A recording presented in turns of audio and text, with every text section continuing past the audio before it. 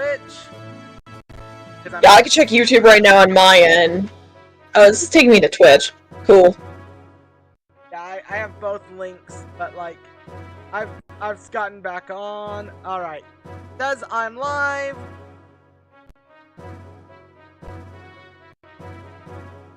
All right, come on. We good? Are we there? Are we there? Are we there? I'm a paranoid guy. Oh, Ozzyroth's there, so yeah, he knows we're here. He's laughing. Okay, cool. Alright.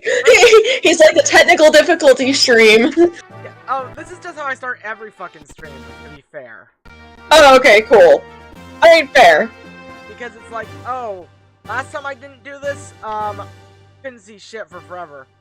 But also, welcome everybody, welcome more Xeno. Hello! As you can hear, I've got Trash Queen with me. Hi! I'm here. And, yeah, great to see you, Ozzyroth, great to see you, Recoil. Woo! We're back with more Xenogears, yeah. And as you can see, Queen, I'm on Bart's ship. Yep. Well, technically I'm at his base, but I use the save point because this game gets me so motherfucking lost, I'm not gonna lie. If I remember, this ship is a nightmare to figure out at first, because I remember I got, like, lost somewhere I got lost for a good long time. And yeah, no, Bart's ship is very much, okay, yeah, no, you're down here, and then, like, you have to go through, like, a bunch of corridors to get out of here, and I remember, like, getting out of here is a fucking nightmare. Yeah, because I just did that meeting with, Bart and everything, like, at the bar. Yeah. Where we learned about his, like, I think, cousin. Yeah. Yeah, Marguerite. Yeah, we just learned about Marguerite. Have you rescued her yet, or no? No, I think we're about to go do that. That's next. Okay, yeah. Oh, yeah, yeah. Yeah, Marguerite is an interesting character. She is a very interesting individual. Alright. Yeah. And also, I have two Xenogears experts in my crowd, because I've got you, and then I've got my friend Ozzyroth. Okay, good. Yeah, like, I remember, like, a good chunk of this game. Now, granted, it has been since 2019 since I played it, but it's one of those where it's like, okay, I remember a good chunk of this and all that, so, and you're still very early on with, like, most of this. Yeah, my only party members right now are, Dixon, Bart, and Faye. Oh, yeah, no, Dixon, yeah. I call him Dixon, but I mean Cetan, because... Oh, yeah. Yeah, because Cetan gives me such Dixon vibes, like, if you played Xenoblade, which I know you have. Oh, yeah, no, I can kind of see that, but also at the same time, he's very different from Dixon, especially later on. Yeah, no, I'm just saying, like, from my early impressions, again, like, the farthest I got in this game, back when I was in high school, which was 11 years ago, like, I played this game first my, junior year, but, yeah. But I was having SMT brain rot because I had, like, rental services were still a thing. So, like, I was renting, like, from Gamefly, and I was in my huge SMT phase because my friend got me Persona 3 FES for my freshman year of high school, and I'd been an addict. Oh, nice. Since. Yeah, like, my first... And so, like, I got to dazzle in Xenogears on my PS3, and then I was like, oh, I've got Digital Devil Saga here. I want to check this out, and then I got completely, entranced by Digital Devil Saga. Yeah, and then you're just gonna be playing that, which, and to be fair, that is a good fucking game. It's a hard game, but it's a good fucking game. It is, like... Yeah. Ozzyroth says that Margie is best girl. But... That's an interesting take. That is an interesting take. That is a take. I can kind of see it, but she's something. She's a type of character. I feel like you would seem like someone who would like her. Me? Yeah. Alright. Yeah, like, I mean, Ozzyroth, like, he's like, he's an IRL friend of mine, so... Okay, yeah, no, you probably would like her then.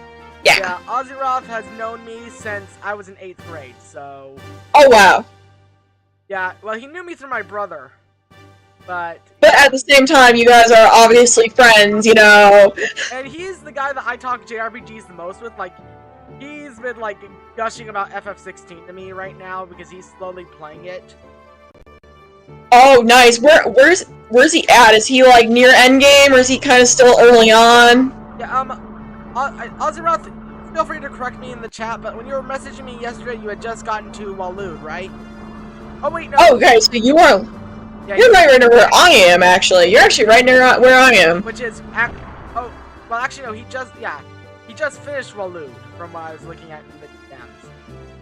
Yeah, I'm at the Odin fight, but I have 5 billion side quests to go do first, obviously. Yeah.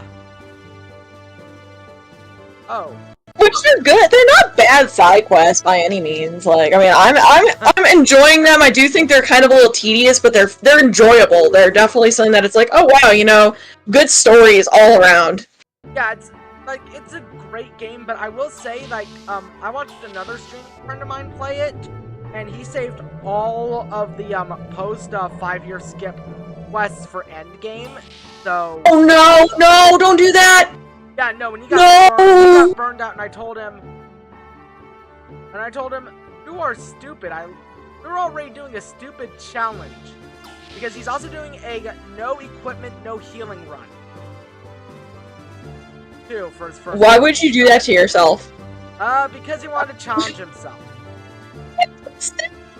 This dude's a psychopath. I've called him that to his face. And he's like, I may be crazy, you're right. But this game didn't feel difficult enough to me. Of course not. And I'm like, you fucking tryhard. I love you, but you're a fucking tryhard. Also, can I just That is very tryhard. I just love like the like little the way the mini map looks at times. Right? Alright, what can I Okay. And I'm just looking at everything because yeah, I think your next thing is you need to go to the bridge and talk to Sigurd, because I think that's how you start the mission. Oh, okay, yeah. Again, I'm playing this game and the only guide I have is how to do death blows because Azeroth got on me about how to do death blows. Yeah, oh yeah, you want to learn those right away so you're not sitting there farming them near the end of Disc 1. Because you need those for Disc 2, because Disc 2 is very minimal. There's only 3 dungeons in Disc 2. I've heard that Disc 2 is infamous for how little there is because of... It's the Disc 2 of all time. It definitely makes it the second half game of all time. But, yeah, one of those doors around there, I believe, is the way to go and get out of here, because you're in the, like, crew quarters area, I believe. Yeah, is it there? No, I'm not... I'm just exploring because I'm a lost little dumbass. Yeah, I'm trying to figure out, like... it might be across the way from all this area, like... Shit. Yeah, the Yggdrasil is, like, never easy to figure out, if I remember. This is, like, a fucking mess to start with. Go through that door. This door leads to the hall. There we go, yeah. Also, Recoil says, I've done all the Draconian quest Dragon Quest has to offer, so I can, relate. Oh, you've done all Draconian Dragon Quest 11. Okay, that's what you're saying. Oh, jeez! So you can handle whatever crazy challenge comes to you. And all I can say is, goddamn. Yeah, I never did any of those. I know David was kind of pushing me to do some of that, and I'm just like, you know, I think I'm good. Yeah. The craziest thing I've ever done in gaming, and this is gonna surprise you given my vocal distaste for this game, but I tried to get all the Celestial weapons in FF10. You know? Bruh. Like, the only one I gave up on completely, I gave up on one completely, and that was the lightning bolt one, because fuck you, Lulu. Fuck you and your 200 lightning bolts. Fuck you, Dark. Not that you hate Final Fantasy X. I forgot you don't like Final Fantasy X. Like, I think it's that door. I'm pretty sure that's the bridge. Oh yeah. Yep, yes, you have to go and talk to Sigurd. Oh, he's right there. Okay, I was like, yeah, this is where I was saving from. What the hell? You probably literally came in here and was like, oh, that's friends. I already heard your how it sounds last stream.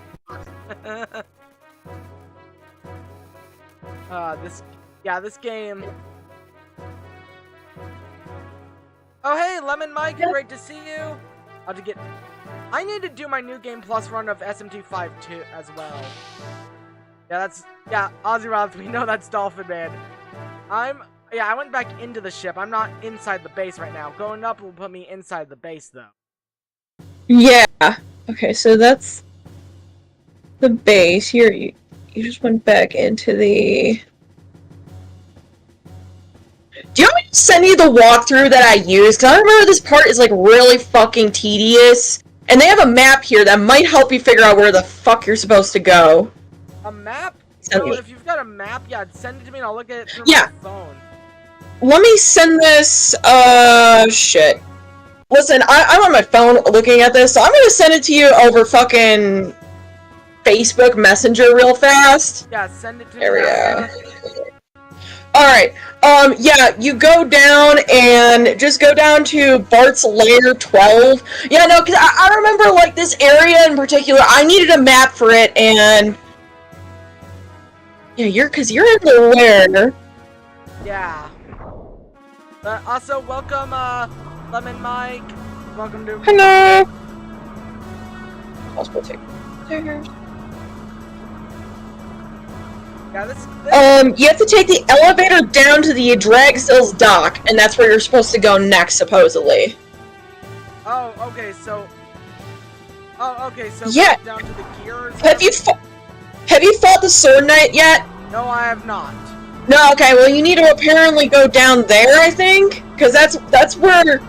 I know this part being really dumb, so... Yeah, I've heard, like, Azeroth has told me that, like...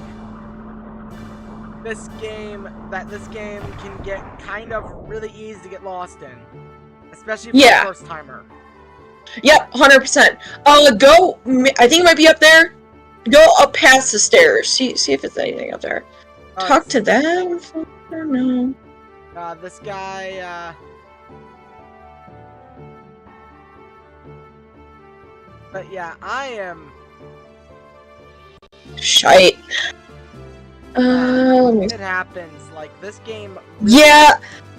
Take a look at that walkthrough. Control F it down to scenario 12, because I think that's where you around that area is where you're at. Yeah. I'll take a look. I've got it up on... I have it pulled up on my phone instead, but it works.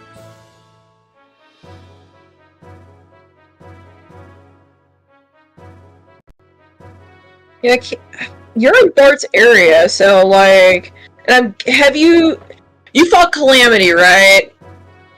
In the cave? Yes, I fought Calamity in the cave. Okay. Alright, so yeah, you would be like literally on the Yggdrasil going in that direction. Yeah, yeah, just go down. Like last time I ended the stream, I was talking to Bart's. He gave me his like backstory and everything. Like, or gave me like a part of his story and everything. Because Faye was all about not wanting to fight and everything. Yeah, he doesn't want to fight. He's a peaceful man. He's a peaceful boy. And Bart was like, "You think I want to fight? No, I have to." Like that's where I left off. Exactly. It says, is Citan in your party yet? No, it's just Faye. I'll check.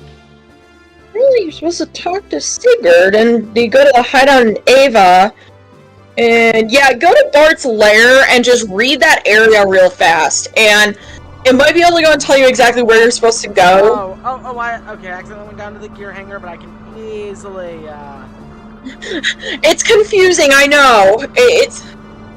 Yeah. Also, I'm rereading the chat, but like... Because if your other friend knows exactly where you were and where you ended up, like, you know, because remember, I think you were streaming literally when I was, like, about to go and start work the last time, so I didn't get a chance to catch it. Yeah, you were. Oh yeah, I think he started at like literally like 2:30, and I was like, yeah, I have to go work. Whoops. Yeah, exactly. This yeah, this is a game that I got lost like in that cave the other day because of it. That's very normal for this game. Once you get to the Tower of Babel, that's all I'm saying. It is definitely one of the dungeons of all time. All right, so go through. Let me see. So you go to the residential. Let's see. Bart's my room. Enter and die. Bart. Go in there. Go in there. Yep. Already. Check his desk. Who is this picture of? Little boy and girl. Okay, so I've checked his. Checking his desk. I already stole something from here earlier. Alright, cool. So you already got that. So Bart shows his picture, and then Fake can wander around the upper levels on his own. Enter Bart's room and steal the whip for now. You can see the funny scene where Bart tries to lie in wait for him so he can fight. Take the lift to find Bart near the entrance of the Yggdrasil. So apparently, it says, yeah, take the lift to the Yggdrasil and find Bart near the entrance. Chit-chat for a few ticks, and then go to the gear hangar and then talk to the Well-Tails mechanic. Okay, so I think I need to talk to the mechanic now then. Yeah, okay. I think that's where you need to go. I think you need to go to the gear hangar and talk to the Well-Tail mechanic. Oh. Yep. Ozzy Ross sent me like a literal picture guide because he's got the strategy guide. Like, okay, cool. Okay, well, yeah, I'm using literally the guide that I used back in 2019 when I went through this the last time. Yeah. Oh, it's a rare. Yeah, he has like the rare strategy guide. Shit. Ozzy Roth, when he becomes dedicated to a game or series, he will go all out, like with his waifus, like commissions and all that. He loves that shit. Like if he loves something, he loves it. I mean, that's good. That's good because like I do at some point really do want to go get the the model kits, but also it's like, A, I don't have the space for the model kits right now, and B, I have like 5 other model kits I have not put together. Like, I have a fucking like Metal Gear Rex just sitting in my living room. I have not put together yet because like it's so big, and it's like, well, I'm moving next year. Why the fuck would I work on this now? Yeah. But also it's really pretty, and I got a free squishy model out of it, so it's like, but yeah, no, those model kits have been something that I've been eyeing for a long time. I don't want to give Square Enix my money to go and enable them, but also I want the figurines. I mean, yeah, that's fair. It's like, I want... Like, I'll be honest, I kind of got suckered by Square Enix. Like, because I was like when Final Fantasy X had the remasters come out, I bought it for every console because, like, there were rumors that if FF12 would get a remaster, and then it did, and I was like, oh, I believe that. Bruh. Oops. I mean, to be fair, it's like, you know, like Chrono Trigger, where it's like, you know, oh, maybe if, you know, you buy it like 50 billion times, they'll go and make another game, you know, and it's like, I feel like we all basically at that point got suckered into, like, doing that. What is this? We've all gotten suckered into that. Okay, yeah, no, there you go. Yeah, okay, I found the story. Hell yeah. Don't want those model kits, but I need to still put together my War Greymon model kit. That's fair, Ozzy Roth. You're also busy as fuck. Yeah, that's another thing, is that, like, I'm finally getting a hold of, like, my, like, schedule and work life, but also it's like, man, I have been so fucking busy, alright. Yeah. If I get quiet, it's because I'm fighting something. I'm fighting a boss right now in this game, and, like, I need to make sure I don't get cucked by the Oh, okay, well, there we go, I'm just gonna die, alright. What game are you playing? Trails from Zero. I still need to play more of the Trails of games. I've only played Trails of Cold Steel 1.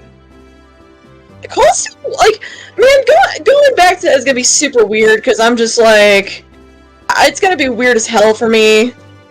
Because, like, after playing all these, like, I feel Trails of Cold Steel, like, really likes to kind of, it's a lot more, like, different than these for the most part, and, like, but also I'm kind of curious to kind of see, like, how all the political stuff, you know, kind of, like, fits with this. Yeah, I was about to... Because, like, they're very political games, like, you know, it's not like the, oh, you know, haha, bigot sandwiches, you know, joke about political games. No, they're actually legitimately very political games. And, like, the politics of it is really cool. Oh, okay. You're just gonna keep dying, then. Alright. Oh, this music is pretty good. Oh, the music's so fucking good here. It is.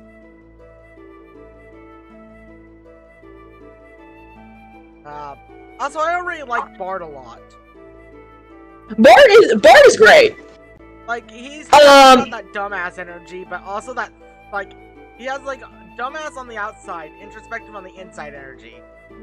Oh, he's a really good character, honestly. Like, there's like no character I actually legitimately hate in this game. Like, it's so funny because there's usually like 1 or 2 characters, and I'm like, I don't really feel this guy. Yeah.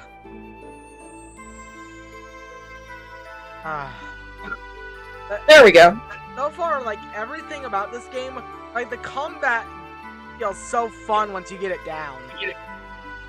Like, especially the death moves, like, doing all those moves. Right? Like, oh, dude, when you get some death blows later on, it's so much fun. Yeah. Like, you're still very early on, but once you master a few of those, like, it's great. It really is. And also, I've only been, like, 6 hours in, and I love the characters already. Oh, yeah, no, every single one of them is, like, so fucking good. Yeah. Mitsuda's music is really good, Dawn. You're right about that. But yeah. Odd.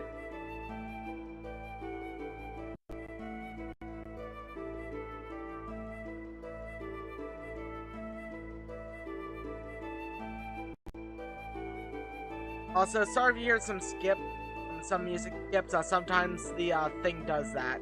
Yeah, the emulator was doing that with me last night with Pikmin.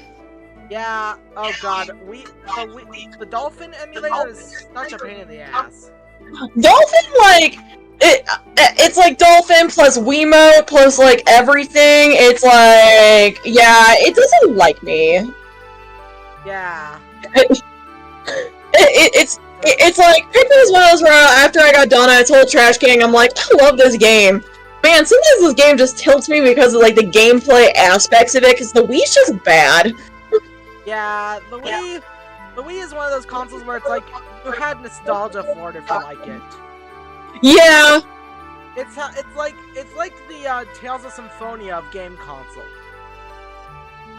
Yeah, pretty much. That's a good way to put it. That's an apt way to put it. Yeah, I'm just like, God.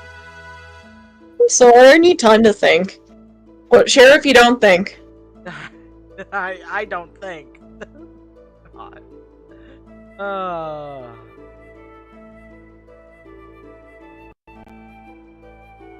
I've always said Xenogears music is better than Chrono Trigger music. I'll agree with you. As much as I love the Chrono Trigger soundtrack, I'll agree with you there. I don't know. I like Chrono Trigger a little bit better, and this is coming from someone that dick rides the game. But, I dick ride the game, but I'm a little more preferential to Chrono Trigger myself. Like, music-wise, or...? Music-wise. Okay, yeah, because Story-wise, Xenogears is better gameplay-wise. Gameplay is a tie between both, honestly, because, like, Chrono Trigger, it's simple, it's very basic, but there's a lot of fun techs you can do, especially with double and triple tech. Yeah. But I think Xenogears, if you know how to use the gears and know the death blows, it's, like, just as good. Yeah, I've got a death blows guide on my Also, phone. it's a little apples and oranges to, like, you know, kind of compare the two, but that's my opinion. Yeah. I feel it's a little apples and oranges. I think Azeroth is just purely comparing the music, because I think they're both okay. by the same people. Oh yeah, no, that's fair, because I'm like, I can kind of see it in some ways. But in other ways, it's like, it's a bit of a stretch to try to do that. That's fair. Exactly. Yeah. Exactly. It's gonna be weird, like, because Don just brought it up. It's gonna be weird going from this game to Xeno Saga in a few years.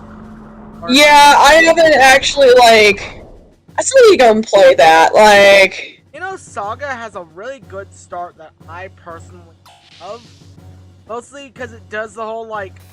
You know how, like, when you fight the Mechon in Xenoblade and you don't have, like, the Monado? Yeah. Imagine that, but much more brutal. Huh. Like, if you get into a fight with a Gnosis on, like, the monsters known as the Gnosis on the map, they instantly deal 9,999 damage to you. Bruh. You deal 0 damage to them. Also, you see their brutality, like, in the first hour when your ship gets invaded, because, like, you'll see in random corners corpses being mauled to death and shit. Huh. Like, every time I try to go and play it, my disc freezes up and stuff, so it's definitely something that's like, alright, I need to actually go and, like, finish it, and, like, do something with it. That's, so you have the same course I had with FF10 on PS2. Did I ever tell you that about, like, how, like, FF10, like, specifically in Kilika, how my FF10 disc would, like, just die? Where did it die? Did it die near that one airship fight? No, it would die specifically right before Yuna's sending dance at the beginning of the game. What? And then the second... Wow! You wanna know where my second copy of FF10 died? Where? Right after the dance. What? Yeah. Okay. And then I got a third copy. Because I was a kid, and this was back in the 2000s when the games were fucking affordable. Yeah. And I was like a 7-year-old with money. Woo! So I was like, okay, Final Fantasy X is the current Final Fantasy that's out now. I mean, hey, like, you know, back then you're just like, oh, it's only like, you know, $15, $20. It's not a whole lot. Nowadays it's like, yeah, if it's fucked up, I'm shelling out $50 to $60. Dude, you know what fucked me up? What? When Patrick earlier, when he was talking, and he mentioned that Game Boy Advance games being $20, remember that shit? That fucked me up. I remember that because I used to go to Game Crazy. If you remember what the fuck that is.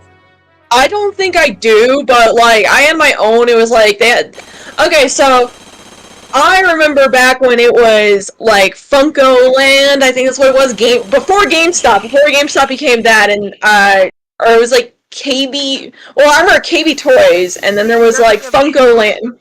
EB Games is what you're thinking of. Yeah, EB Games, too, yeah, EB Games, and I mean, that still exists in, like, Canada and shit, like, I've been to one.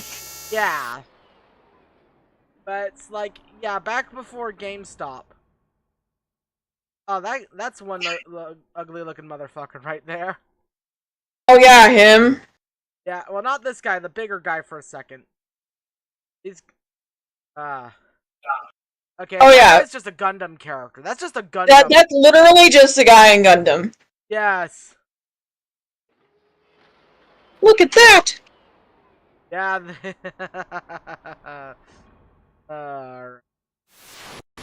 Yeah, I'm just here. I'm just having you, like, you don't have to read the dialogue. I normally read it, but I also just know that I'm just here to hang.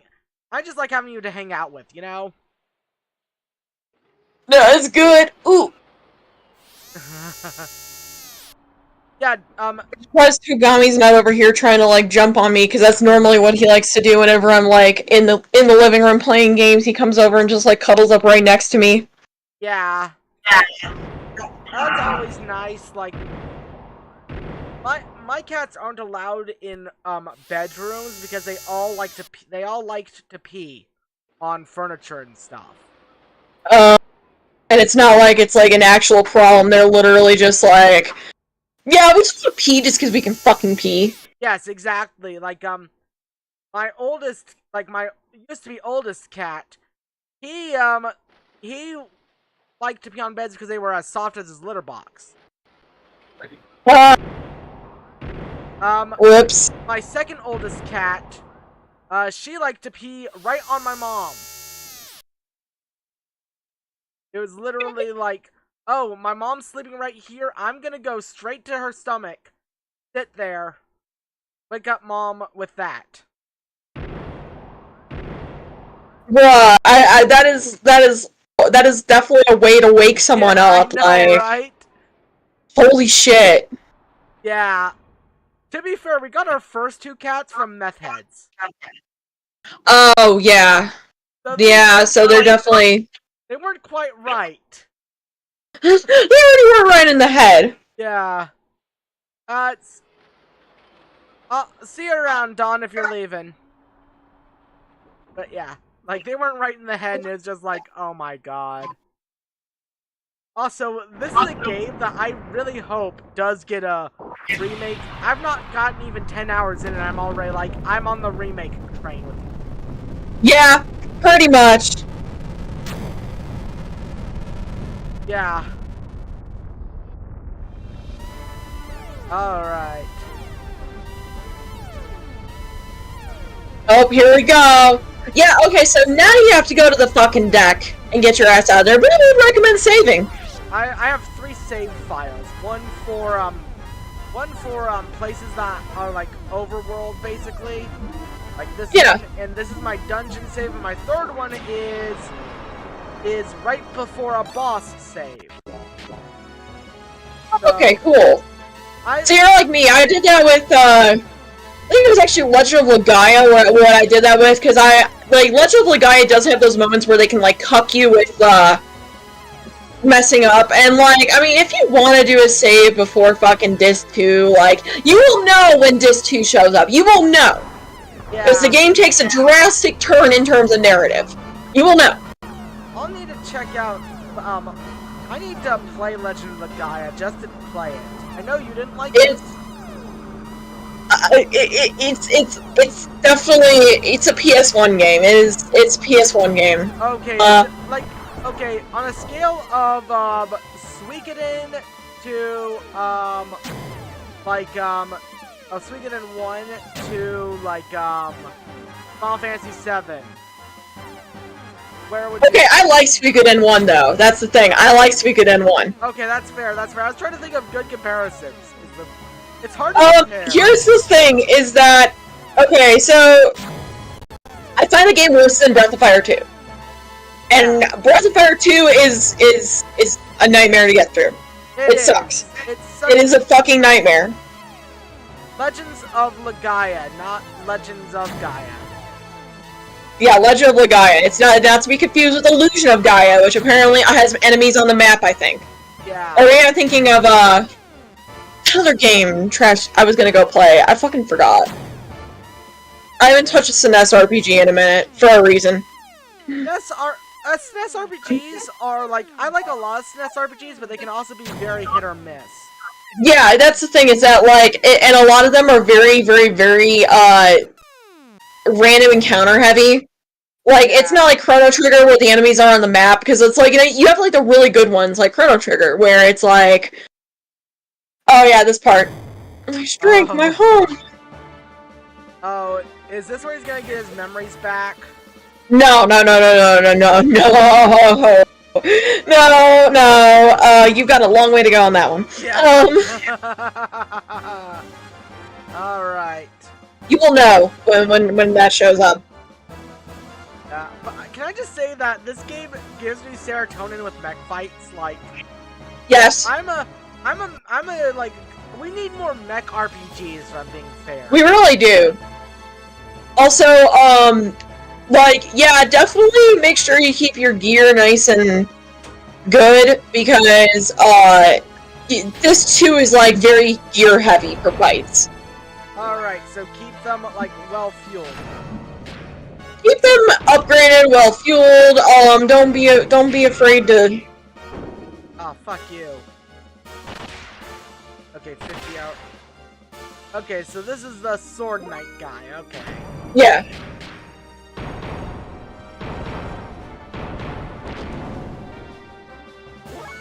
Already I see where I can put my foot up his ass.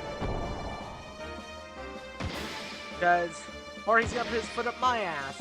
My god, that was some heavy damage right there. But I just love how, the next level, independent of you in a way. Yeah. And also, I'd highly recommend at some point throwing Bart and letting him do Wild Smile. Wild Smile, Yeah, I believe it's an ether machine, if I recall. Because I think that attack paralyzes foes, and it's really good for, like, a lot of early game shit. Oh, Wild Smile, yes.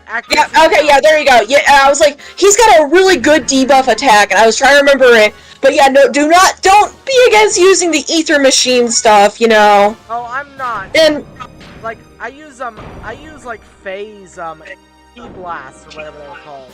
yeah, the key blast. Yeah. Yeah, because I remember I was like, okay, I remember one of the gears has a really, really, really nice debuff, and I'm like, yeah, use Wild Smile. You just want to go in like, that's a good one.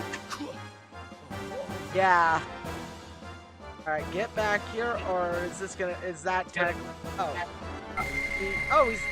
he auto-leveled, because he was only level, like, 15 when I left him.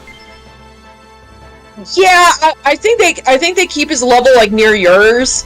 I haven't really paid much attention. I never paid much attention to his, honestly. There. Oh yeah, Mason. Yeah. Mason, yeah. Mason. He Butler. Yeah, he literally is just a butler. Yeah, but hey, literally just a butler. Everyone needs their one butler, you know, like. Yes. Elise in Tales of Xillia had Rowan, a based old man who would talk about the zombies. Dude, he was like the best fucking character. I mean, my favorite was Alvin, then him, you know. Oh yeah, no, he and Alvin were like the best. I like Jude a lot too. Oh, Jude. You know what I didn't like? You know what I didn't fucking like? Who? Like Leah. I didn't like Leah. Leah was. I didn't like her. Leah was weird because Leah felt like Pinello to me. Yeah, she was very there. They tried to keep pushing her. Like she was. If they delved more into her and like maybe Jude having a relationship, that would have been one thing. But it's like, nah, Jude's clearly going after the goddess pussy. He was going after the better girl, that's for sure. Yeah, I mean, he wasn't going after Muse, but he was still going for the second best choice. I mean, Muse is Alvin's. No, not Alvin. Gaius's. So there you go. That's fair. I mean, Gaius was like the one character who it's like, dude, he deserves so much more, because like that guy, like I really liked him as an antagonist. Yeah. Except fuck that final boss fight. Fuck that last fight. In Xillia 1 or 2? Xillia 1. Xillia 1's final boss fight is a fucking nightmare, and I had to go put the difficulty down because of how fucking hard the second half of it is. Oh, for sure, like that. Xillia 2 just makes you feel very sad. Xillia 2 is just sad. Xillia 2 is depression. Vibe depression. Depression, and like you're literally this girl's dad. Yeah. I mean, Azeroth, you like all the tales of girls from Xillia, though. Like, you love Xillia in general. I mean, I get it. I get it. I mean, Xillia 1 can... You're also, to be fair, Azeroth, you're a guy that's used to action RPGs, like... So, it's like, stuff that isn't that hard for you is kind of hard for other people. But you also at the time were playing a bunch of DMC and other stuff, Azeroth, so... Actually, I'm gonna check your Ether stuff. Oh, that restores defense. Never mind. Actually, real quick, I'm gonna take a look at C-Time stuff, because I've been able to upgrade... yeah, just as a heads up, you do, I think, have a healing or repair ability in your Ether machine. Yes, I do. That's what I was just looking at, but... Yeah. I'm looking to see how I can pull off some combos for him. Yeah, definitely. Like, because once you figure out this fight, I remember is like you do well with it if you know what the fuck you're doing with death blows. What's the name of Seaton's mech? Isn't it Sanazami or it's Heimdall? Heimdall. Okay, Heimdall. Okay. There we go.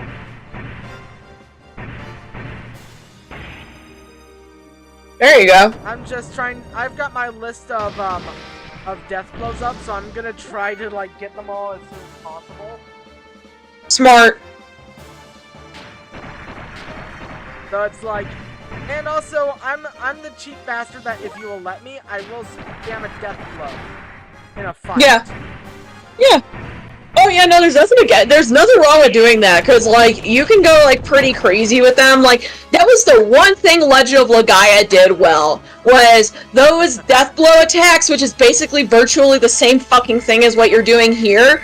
They go so fucking hard, because you can do, like, a 12 chain attack combo with them, and then they drop off a special attack, and yes, it takes, like, 2 to 3 minutes to pop that off, but it does, like, 3,000 damage, and it's fucking great. When games reward you for, like, doing experimental and, like, fun combos, that's what I love. It's why FF16, like, is a lot of fun when you customize and work around. Right? Like, FF16, you know, okay, yes, the side quests are, like, a huge damper with the pacing and whatnot, but, like, counterpoint.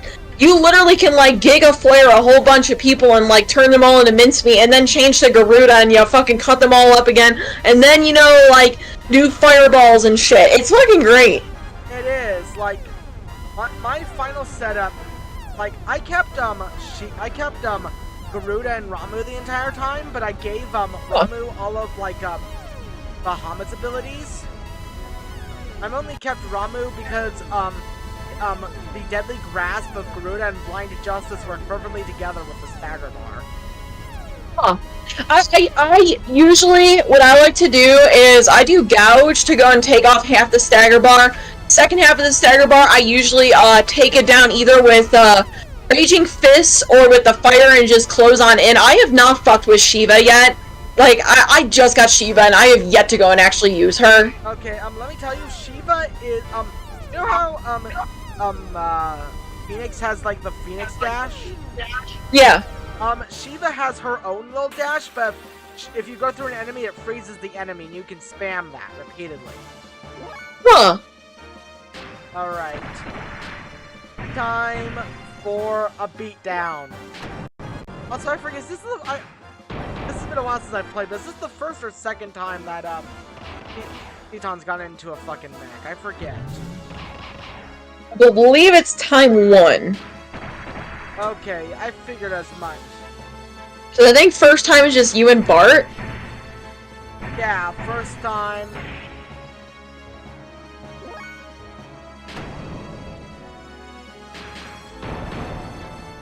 Cool. See ya later. Yeah. Oh no, I was reading my game and I was just like, oh shit, I said see you later. Like, cause you gave me hope the guy was gonna die from that hit, and I was like, oh my god. Oh, whoops. I was like, okay, are these guys really going down that easily? I would hope so. Oh, fuck you, don't miss. Who said yeah! Was that with Heimdall? Was that with the Heimdallar? Yeah. If that was with the Heimdallar, he's like nefarious for missing. He's really bad at that. He does that a lot. You're just kind of going to get used to it. That's why, you just use Sanazami to go and, like, heal yourself, because, like, he's kind of good as a healing mech. Oh, no, it was with Bart's mech, not, Oh, yeah. I think that's what I meant. I mean, Bart's mech loves to miss. The Heimdallar is pretty... He's actually decent, if I remember. I mean, Teton just seems to be kind of a Chad all around, to be fair. Oh, he gets so broken later on. Later on, he's not broken already. Like, I mean, his stats are better than ever. Shit, I can't wait to see him in Endgame. Holy crap. No, he gets very extra later on. He gets something later on where it gets very extra, and it's like, you didn't need to do that, but cool. Fair enough. Oh, shit.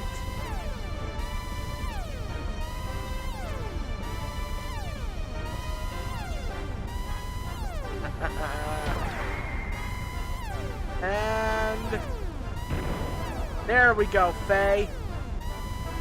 Time for him to kick some ass. Vance, what are you doing?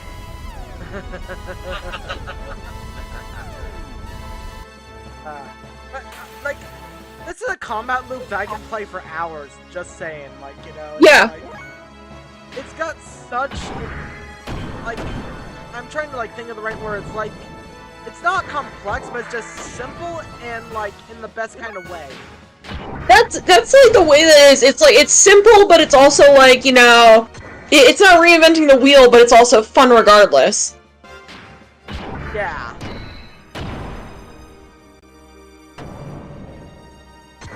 And... okay. My question is, how do you, like, go past attack level 1? Like... because it keeps going to only attack level... I forget how to do it in the gear. Hold on. I forget how you do it in the gear, honestly. Oh, so I'm just gonna this shot. Because that's just... using, like, energy blast in the mech just looks awesome. Right? Okay, you don't deal much damage. Fuck you.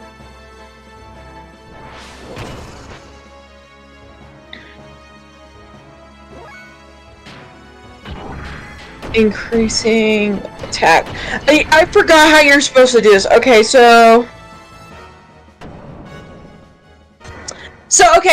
every time you do a move, like, not a death blow, your attack level increases. So, like, let's say, you know, like, his is just, you know, square doesn't do anything. That increases your attack level. You keep doing that up to level 3. Okay. And then you can do a level 3 death blow. Yeah, that's fair. Iron Valor. Okay, that looks like it's gonna be good just off name alone. That sounds like a defensive. Either that or a good attack. Oh, I forget the one that is, but yeah, no. Basically, let's say your level 1's a triangle move. You do 2 squares instead. That puts you up to a fucking level 2. Then you can do triangle move or square moves. That's level 2. All right. Oh, this fucking fight! Oh, this fight! Okay. This is the you know how to use a gear. This is literally the one that tests if you know how to use a gear. Okay, this is a skill check. Yes, this one and the one in the cave are your skill checks for knowing how to go and fucking do a death blow. It's not a hard fight if you know what you're doing, but, like, first time I did it, I was a fucking moron, and I definitely used the wrong moves all the time. Yeah, so I'm gonna get this guy's accuracy down, because fuck you. You do not get to hit me so easily, asshole. One of the things, like, just an observation, would you say this is, like, kind of SMT-ish in how, like, you utilize your attacks and everything?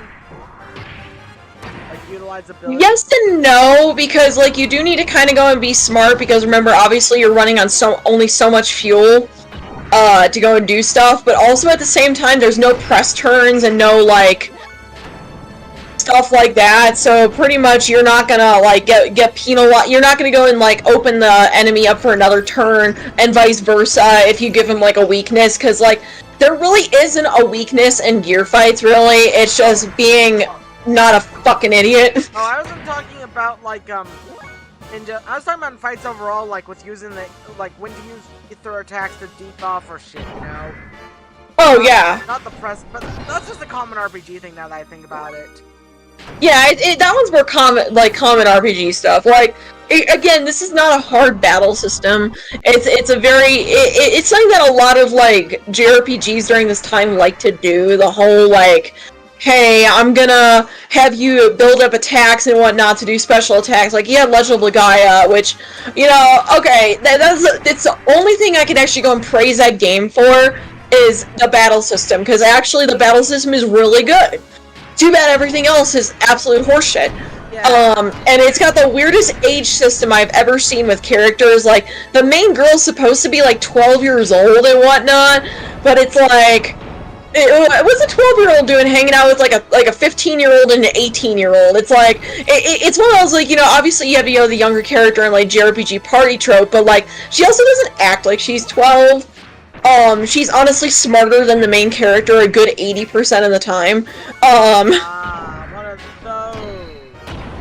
Yeah, and, like, the main dude is, like, the big, like, the oldest guy in this, quote unquote, and he's, like, 18, is, like, he's such a one-dimensional character. He's like, I'm just a fucking like monk and shit, and like yes, he has a little backstory with like one of the guys that he used to train with and whatnot, but like, you know, the only character I honestly tolerated in that game was the bad guy. Like the main bad guy and antagonist of it is actually pretty decent for that type of game, but it's like one of those where it's like, in a world of Final Fantasy 7s, 8s, Xenogears, and a bunch of other good RPGs, that one's just not good. Like, it's just bad. Yeah, that's an oof. Like, there's another RPG I've been meaning to play, like, for a while, that I've got on my PS5. Legend of Dragoon. That's one that... Legend of Dragoon is so fucking good. You will love Legend of Dragoon if you love this fucking game, except instead of it being, like, just building out combos, you actually need to do, like, timed attacks. I mean, I've already done the first 2 bosses of that game, I just haven't gone back to it in, like, a few. It's fucking good. Like, it does nothing to reinvent the story is very basic JRPG tropey, but it's really good basic JRPG tropey. Yeah, one of my girlfriends, like, ex-girlfriends loved the game so much, like, it was one of the games she would never shut the fuck up about. That's a lot of people. That is a game that a lot of people, if they really like it, they do not shut the fuck up about it. And I mean, for a good reason. Like, I mean, there's certainly worse games you can have as, you know, your favorite game of all time, honestly. Yeah. Like, I will judge people who think Symphonia is the best game of all time harder than I would ever judge anyone who thinks Legend of Dragoon is the best game of all time. I think Legend of Dragoon is a high-tier RPG. I would not say it's my favorite game, but it's high-tier. Yeah. Like, a lot of the PS1 games, like, PS1 games are such a hard thing, because, like, a lot of good PS1 games come down to nostalgia a lot of the time.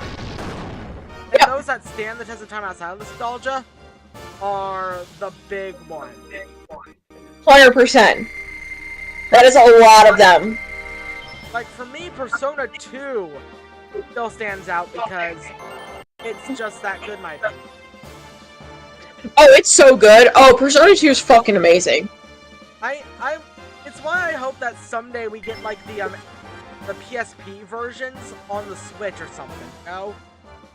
Or at least PC releases.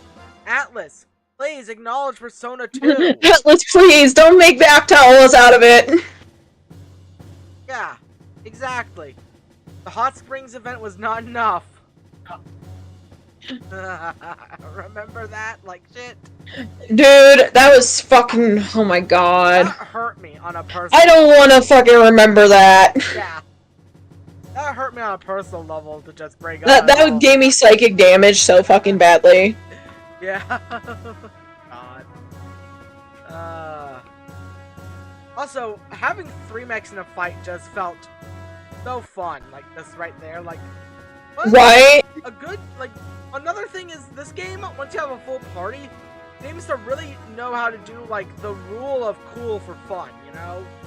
Like, yeah, unfortunately this game, well no, actually this game is not like Final Fantasy IV where you just lose the party members all the time, but there are times where it's like, certain party members, you want to keep them around, but they do disappear for the time being. But come Disc 2, you'll have your entire party, and you haven't even gotten, like, arguably my favorite... Okay, so there's a party member that you get later on that's arguably probably one of my favorites out of, like, the main 3. Like, I'm not talking Satan, Bartz, and, like, Faye. I'm talking about the 4th and, you know, the kind of the extra party member that the extras that you get over time. Yeah. My favorite is one later on. If you're a fan of, Guns and, like, Irving's playstyle in Final Fantasy VIII, you'll like this character. I mean, I'm a Wild Arms fan, so... Yeah.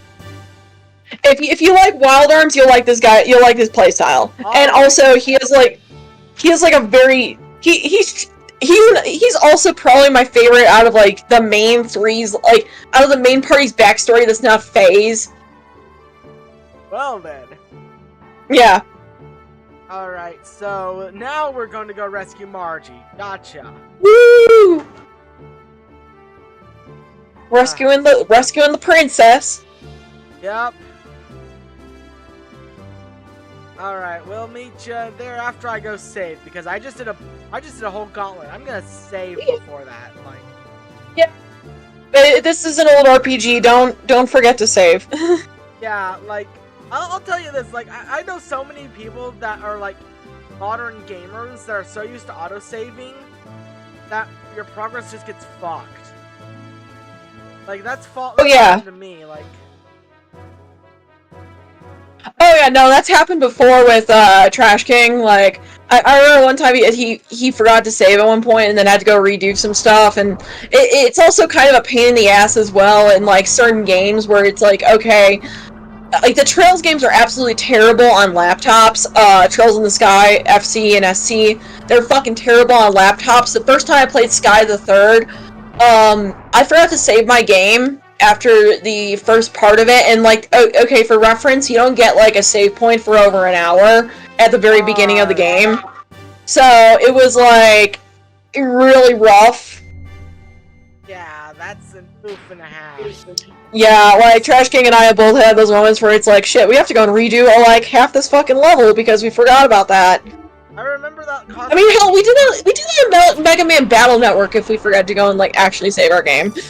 Yeah, I remember, it wasn't Mega Man Battle Network, but it was like another game you guys were playing that you guys forgot that you guys were streaming, and like Trash King forgot to save, and yeah, and like you guys got a game over, and you had to go back to like a file at the start of a stream.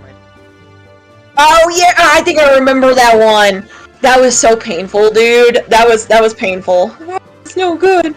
Okay, so you can't go into his room as hit with Bart in your party. Okay, gotcha. I'm just trying to find a place to heal up before I go on my adventure. Hold on. I think in my walkthrough they have a the crew headquarters or the nurse. Go back to crew headquarters and the nurse, and I think you should be able to go save. Actually, no. Apparently, when you leave the interior of the hideout, and you know, like basically where that, you know, the little hole, for lack of a better word, that you go out of from the sand cruiser. Yeah. I think once you go out there and you take a left, there's a small door, and it's right before the world map. Also, just taking a look at everything. Also, why are these so fucking cheap? Yeah, Omega Souls. Like, I have no fucking clue. Like, I have no fucking clue. That's okay. I'm gonna buy about like 5 or 10 of these just because. I like giving me 50 gold. Like, just giving me like cheap elixirs is one of my favorite things that you can do to give me like serotonin. Like, it's one of the it's one of the things I liked about FF15 because a regular elixir was only like 300 gil, while a mega elixir was 500 gil, and you could buy those in shops. It's insane how like certain games do that. Meanwhile, it's like other stuff. It's like, oh, you want an elixir? That's like 50,000 gil. Have fun. Yeah, I mean, the most insane that I've ever seen, like Final Fantasy 2 with Phoenix Down, is like the most. Oh my fucking god! Do not remind me, dude. Yeah, I'm like, oh god, those are expensive. Those were hell. Final Fantasy 2 was definitely the Final Fantasy game of all time. I like Final Fantasy 2, but I will admit, I grew up with FF2. Like, FF2, like, was one of those games I got when I was like 8 years old, and I learned bullshit. Oh, I don't hate FF2 like other people hate FF2, but... No, I know, but you know, you've got the issues. That's like, I know it's... I watched your streams, like, I did those streams back when I started working. And it was like, oh, yeah. She's struggling here. She is struggle busing. Yeah. Apparently the Pixel Remaster does kind of make the game a little bit better. Oh, the Pixel Remaster helps you so much with everything in the first 6 FF games. That's what I heard. I heard, like, I almost kind of regret, you know, waiting a little bit, but I guess here we are. We also had no idea the Pixel Remasters were even happening. That's true. Like, it's like, oh, I wish I knew. It's like, how would you have any idea? Yeah, it's like, I almost kind of kick myself, but also at the same time, it's like, You didn't know. It's not like Suikoden 2, where it's like that came out right after I, basically finished the game, and now there's no word of that from Konami whatsoever. God, Suikoden, like, Konami, give us our Suikoden, damn it. Like, Suikoden 1 and 2 are absolute classic. Right? And, like, more people need to play them, because right now, the only way you can play them is on a PS3, and no one's gonna buy in, like, God. It's like, it's crazy how Konami literally did that, and then was just like, no, I don't want to. Yeah. Konami just being like, do you want this game? Too bad, we announced it, but you're not getting it. Right? It's like, alright, oh, you want this so badly? No, you ain't gonna have it. Yeah, and I'm... Konami... It's pain, dude. It's pain, especially since Suikoden 2 is so fucking good. It is, like... I don't think it's good a lot, but also, like, honestly, like, 2 is just such a better game. Like, okay, 2 is considered an all-time classic by people for a reason. Yep. It's one of those where it's like, yeah, like, 1 by no means is a bad game. It's a great game, but also, like, yeah, I just think 2 is just fucking better. It's one of those, it's a situation where it's like, okay, you see where it, like, where 1 started everything off and 2 kind of perfected it. Yep. It's like, using, like, Wild Arms 1 to 2.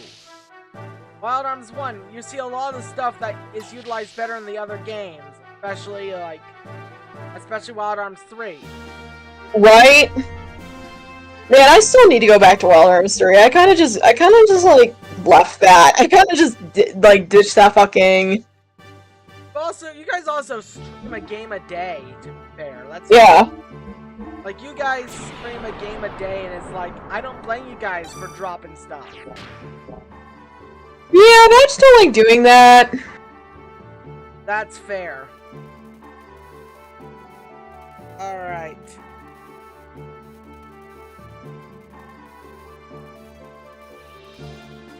Let's leave the hideout. But yeah, like... that's why I'm, like, doing the Xeno series, because, like, I've left too many of the Xeno games unplayed. Yeah, that's the thing, is that it's hard to go and kind of sometimes, like, keep with these. Oh, because you just, you spend, it's like, it's a commitment. Like, RPGs are a fucking commitment. And, like, I'd like to go and play stuff that's frustrating, but I also am like, yeah, I need to go and pick and choose my battles with certain things. Yeah. I'll say this, like, RPGs are my favorite genre, but even I admit... Am I going the right way to Nissan? Yeah, that's the road to Nissan, right? Yeah. It just said it, yeah, you're on the right way. Okay, cool, I know... Okay, yeah, no, Xenogears, from what I understand from, like, what Ozzy Russ said, is not really a game that allows you to go to a lot of optional areas. No, there's not much optional content, which, it plays in its favor, honestly. I've heard, like, this game's already jam-packed as it is. Like, I've heard this game is jam-packed as is.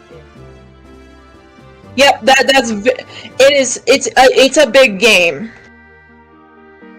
Oh, holy shit. Yep. Oh, yeah. It'll... Yeah. Alright. Oh, yeah, this track's really good. And also, you saw this when I was playing, when you joined me for FF8. How much of a paranoid, saver I am.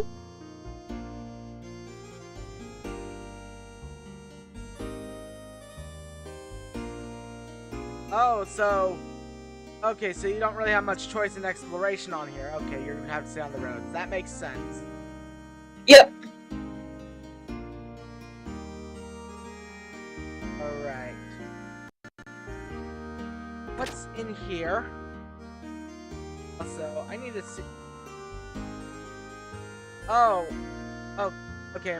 Sorry for the chat. For some reason it was not loading, so hopefully the messages come through now. Oh shit, yeah. I should go and look at that shit.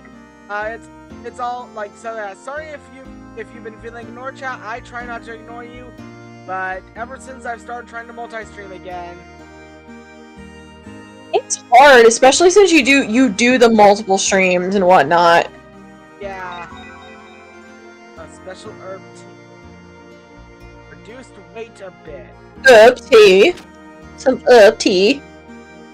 Let me see. Is weight an actual mechanic in this game, or is that just funny little dialogue? I don't remember it ever bothering me. Yeah.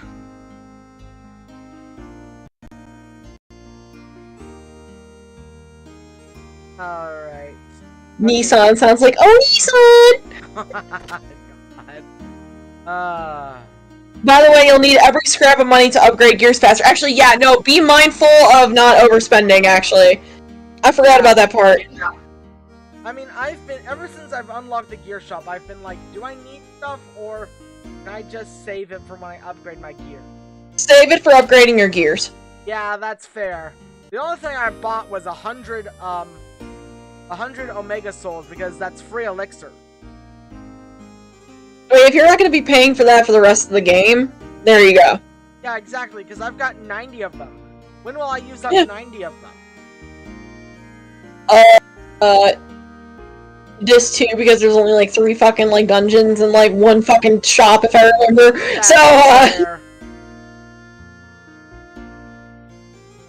At least Tetsuya Takahashi managed to inadvertently make a 6-part series somehow. As long as you include Xenosaga Episode 2 and the bad bits of Xenoblade X.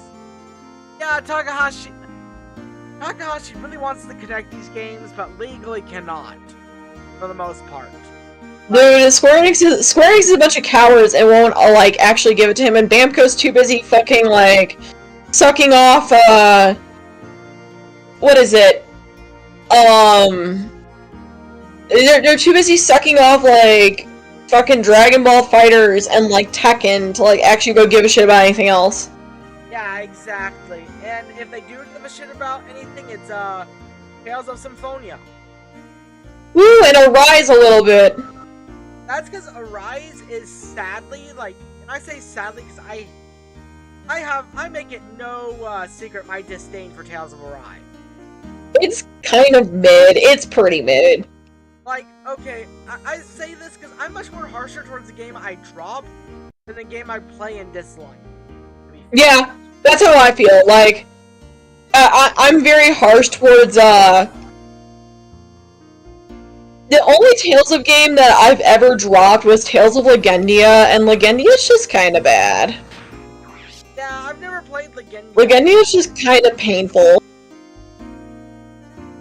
But Legendia, like, gives you psychic damage with how fucking boring it is. I mean, wanna know what my favorite Tales of game as a kid was? What? Tales of the World, if you ever played that. I have not. Pretty much Tales of the World was an anniversary title, right after Tales of Vesperia came out. It's so weird how they actually used to do this, like, oh, anniversary? Time to, like, you know, actually pay attention to this, like, it's really weird. Yeah. Oh, hey, Arya! It's really... Good to see ya, but anyway, you were saying? It's just crazy how, like, you know, Bamco used to be a company that would go and give a shit about, you know, like, Tales of Games anniversaries, but, like, what's the most we've gotten? So, like, okay, here's what's super funny about the Symphonia remaster, is that it's not even out for the anniversary. Tales of Symphonia's 20th anniversary is like, later this year. Yeah, exactly. Like, they just dropped that for no fucking reason. Yeah, like... And, it's also really funny how I have friends who are dick riding the Symphonia remaster, and then, like, now are changing their tune. Yeah. It's crazy, because I had one guy, like, literally, like, being like, tell Symphonia's, like, remaster strongest soldier, and nowadays, he was in my fucking comment thread fucking, like, talking shit about Symphonia and how much he hates the remaster and how half-assed it is. I'm like, wow, okay, so you're changing sides. Yeah. Also, LOL Nissan, like, in this area, when I see Nissan, I'm like, LOL, because of what happens later on. Uh-huh. Final Fantasy 16 is better than Arise. Yeah, it is. Like, 16, like, I'll admit, I'm a Final Fantasy fan, so I may be fucking biased. But, Arise, just, okay, FF16 has some damaged sponges, but it's also more about setting out combos, because you're still dealing decent damage and getting things done a lot faster. Like, gouge to fucking win with 16 if you know what you're doing with gouge. Like, literally, you gouge the stagger bar once, run away, raging fist, come back, gouge, guys down, guys stagger bar is down. It's literally that fucking easy. It's 16. Like, you know, the stagger system, like, I do think 7's is a little bit better by, like, slightly, but, like, 6's stagger system is not that bad, and they're nowhere near as damaged sponges as they were in 15. Yeah, I mean, yeah, 15, like, well, okay, 15, like, I never had the damage sponge issue, but I also was just an avid guy that just was, like, knowing how to press stuff non-stop. And also, like, I hated 15. Yeah, 15, you also played, like, base 15, which I'll admit, God, base 15 I cannot go back to. I don't even want to go back and get the full story, because I just don't like this fucking game, like... And I got friends who, like, dick ride it because, ooh, woo, the anime boys and whatnot. I'm like, yo, you can go play a game with a majority male cast that's, like, way the fuck better, okay? But they're pretty little bishies! I'm like... Okay, alright, Xenogears is primarily a male cast for the most part, minus, like, 2 characters that you get later on, like, not Marguerite, but there's another gal, and obviously, you know, another one later on. I don't know if you know who that is yet, but I'm not gonna say. Yeah. But like, it's primarily a male cast, and obviously they're all kind of attractive JRPG guy male cast. Like, you know, here's the thing: is that like there's tons of games with more attractive, almost male casts that are out there. Hell, 16 is basically an all male cast, and it's like better. It's so much better. The only thing that 16 is missing is not even missing something, because I was about to say it's missing the twinkish guys, but you've got Joshua. Yeah, Joshua, Dion, what the like Barnabas's bitch. I forget his name. The little like white-haired Twinkie guy with the funny voice. Sleipnir? Yeah, whatever the fuck his name is. The little Twinkie elf boy with a funny voice. Yeah. I wish there was more. Now, okay. They put, like, the best archetype of a character for a female character on, like, the one NPC that I want more of, like, Mid. Okay, Mid is literally the best girl of the game. She is the best girl of the game. Everything about her is just perfect. Okay, I'll be fair.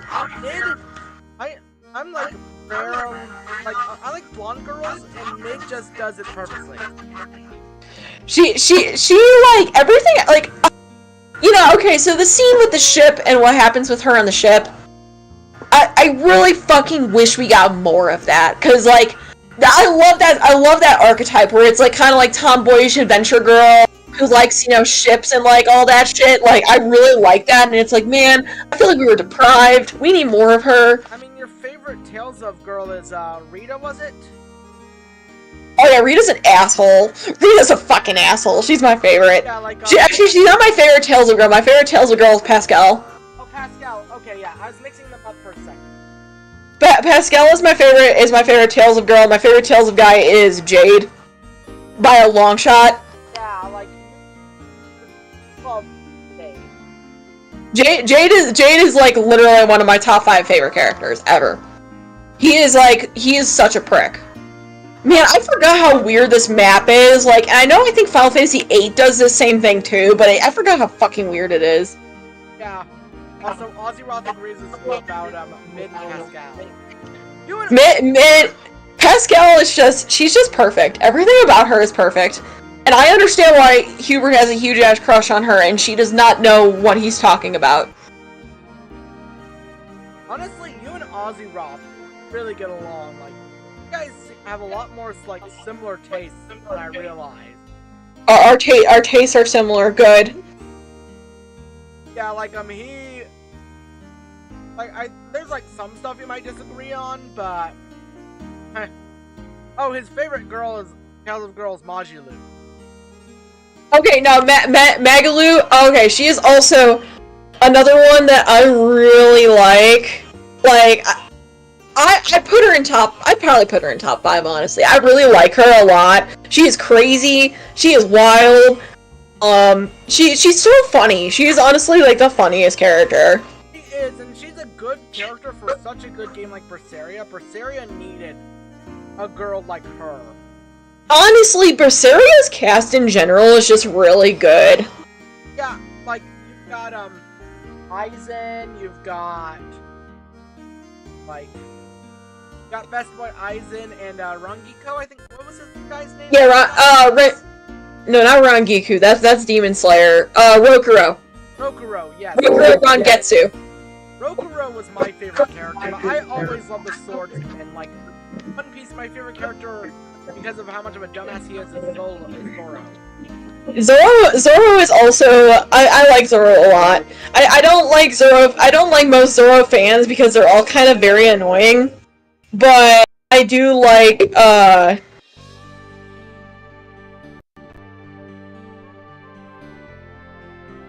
do like, him as a character a lot. Especially his antics with Sanji. Yeah. Oh, you guys are fighting. You guys fuck you, yeah. Little chicken guys? Yeah, the hobgoblin guys that died to like hits. Yeah, that's normal. You can always go and just do this to go build up combos and shit too.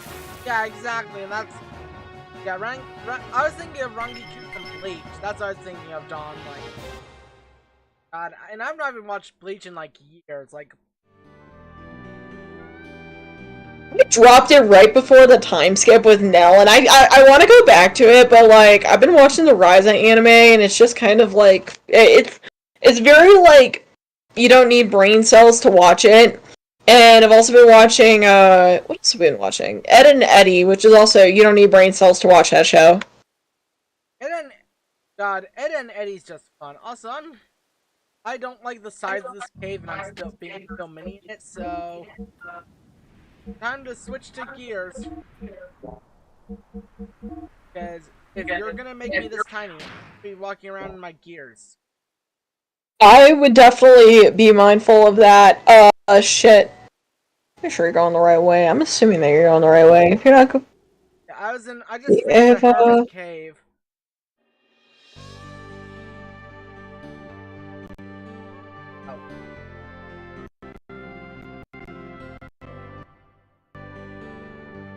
Alright, actually, I'm gonna give out a...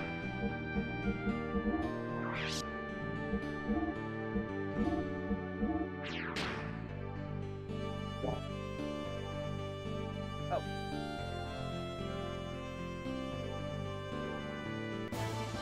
So, technically, to progress with the game, you need to go back to, Bloodvik. Oh. Bloodvik. Okay, also... Yeah, because you have to go back to Bloodvik, and then you got the tournament arc. Tournament arc? Yes. You'll see.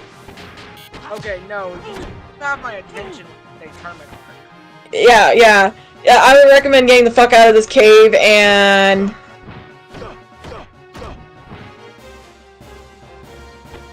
Yeah. I will after this fight because...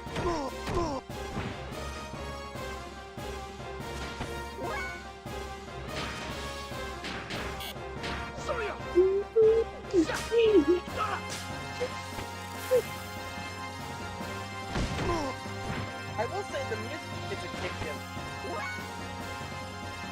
Like...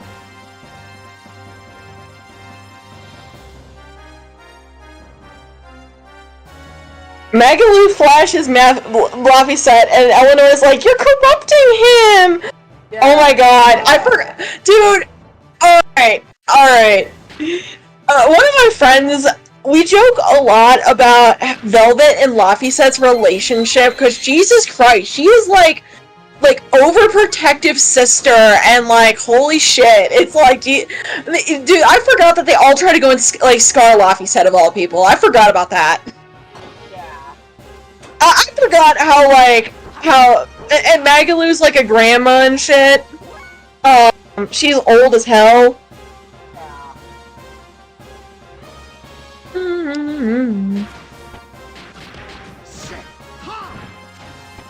Okay, learn to do Death Blow. Yeah, those gnomes are fucking jacked. Yeah, you getting out of there might be for the best. I mean, I'll just heal up after this fight, but I've got this.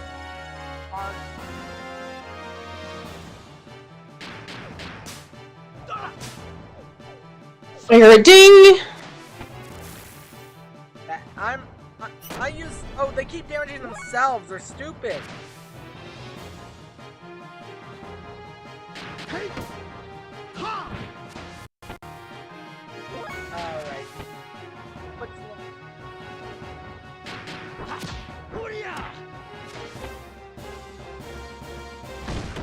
Okay, now... Yeah, they deal more damage to themselves than they do, to me, which I'm fine with. That sounds about right.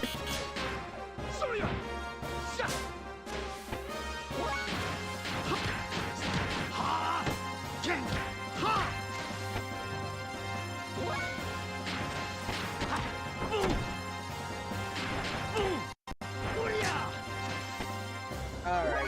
You almost got him, Faye. You almost got him. This game, though, like, especially when you get more AP, this feels... Alright. Faye, is it your turn? Oh, no. Alright. You die. Yeah, like, it's implied, but yeah, Magalu does, canonically, like, is implied to flash someone, so... Yeah. It's heavily implied that she flashed Laphicet.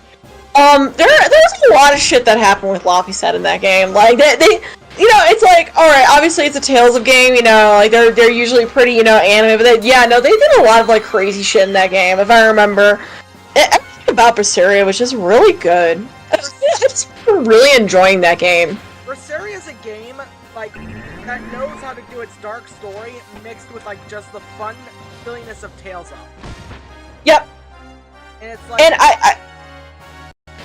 I feel they did not accomplish that at all whatsoever with Arise. Arise is like boneless Final Fantasy 16. That's a perfect way to put it.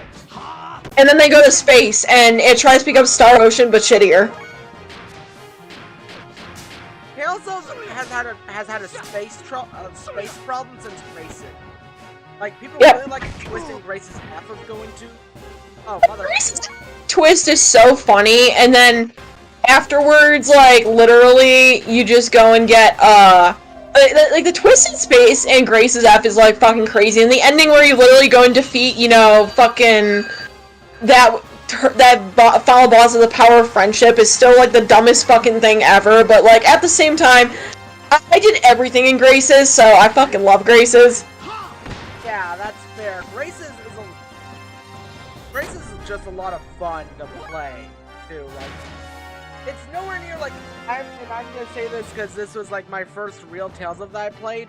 Like, Xillia has, like, some of the best, gameplay I've ever played in, like, a Tales of game, but... Fucking, Oh, they're dead. Never mind. But, yeah, Yay!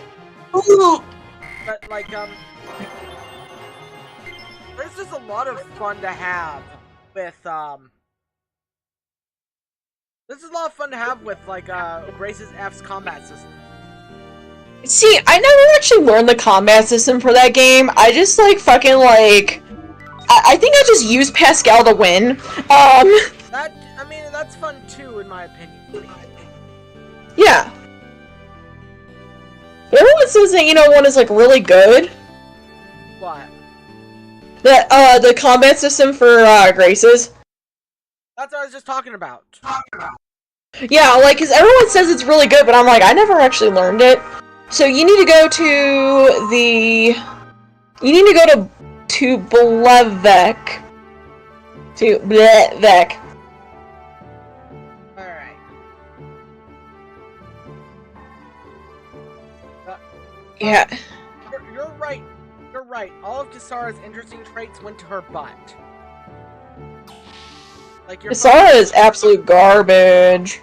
Yeah, like, Kisara... Zillia is the best combat system. Like, it's been a long time since I played Zillia, but I remember Zillia... I'm gonna say right now, Zillia 2's combat system is just so fucking smooth.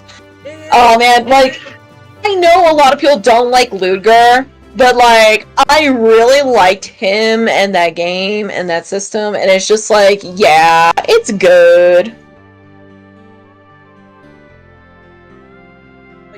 Yeah, look for Bledvik on here. There, you don't have encounters, but that's where you're supposed to go next. You go to Bledvik. Alright, so look for... I think it's there. Yeah, no, you're going the right way. I think it's that one. Oh, okay. That's Bart Slayer. Slayer, okay. But yeah, like, the system was so smooth. Ludger was a good silent protagonist. Which is another good thing, having a good silent protagonist. Yeah, like, silent protagonists just don't work really well in a lot of cases, but like... Yeah, like, Ludger's just, like, a good silent protagonist. And, like, I have a friend who absolutely hates Zillia, too, because Ludger's silent protagonist. I'm like, he's... No! He's... protagonist! Like, he actually, you know... He's like Link, and you know, like, in a way where it's like, alright, he has a personality, he has, like, defining traits and, you know, like, whatnot, and honestly, his relationship with Ellie is fucking precious, okay? Yeah, and... Oh, over there, to your left, I believe. Yeah, I saw... I think that's Ble... Is that Blevik? Yeah, that... looks like Blevik? Son of a bitch, I can't remember where the fuck Blevik is. Hold on. Yeah, I'm, trying to find it. It's... Xavier map. This isn't a big map by any means, but also it's like one of those where it's like... Where the fuck are you? I don't know. My explorer brain went off and crazy.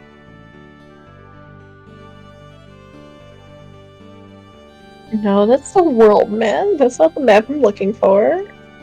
I do like whenever, like, I am liking that this game gave me a transportation system that I can just abuse.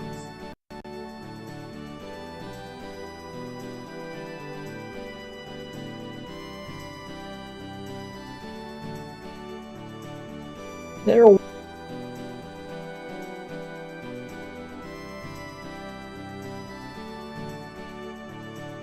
Oh, you need to exit the vehicle to go into Bloodefect. Okay.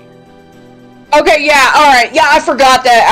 I couldn't remember if this was one that has a dock or not, so yeah. There you go. The Bloodefect, yeah.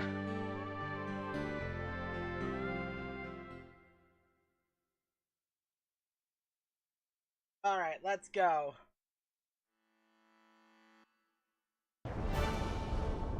Let me see. Okay, yeah. Yeah, I'm right in the story area. Hell yeah, let's go. Woo! Oh.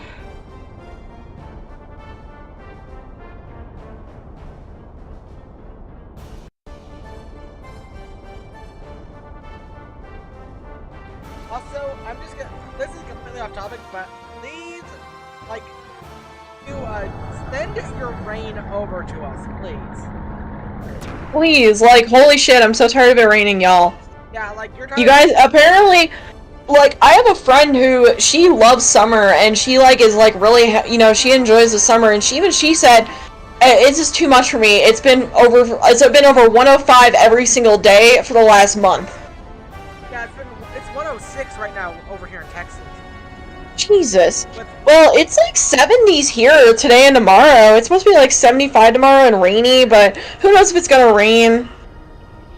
I mean, we have no rain we've not had rain in the last, like, 2 months. That's a little worrisome. It's Texas, you can expect droughts, but even then I'm just like, please. Bruh. Like,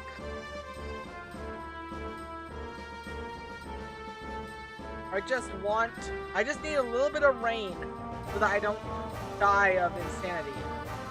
Hey, Rasmus and, Yang. Yeah, oh, yeah. Yeah. Oh. Have I tried? I love a lot of classic dungeon crawlers. Like, Ultima is one of my favorite series of all time. Also, if it counts, like, I love classic Shin Megami Tensei games. Like, Shin Megami Tensei 1's my favorite Shin Megami Tensei game. Of the main line. So if you ask me what my actual... That, like, those are good, but I get, like, intimidated by, like, the whole dungeon crawler they get. Yeah, I get that. Like, SMT1 is very much a guide game. Yeah. But I also would pray that, like, it's never gonna happen, but I keep having hopes that they'll remaster or remake SMT, like, 1 and 2. Just make them available. Man, it would be really nice, but this is fucking, Atlas. this is Atlas we're talking about. Yeah. You can't get nice things from... No. Is it Persona? No. No.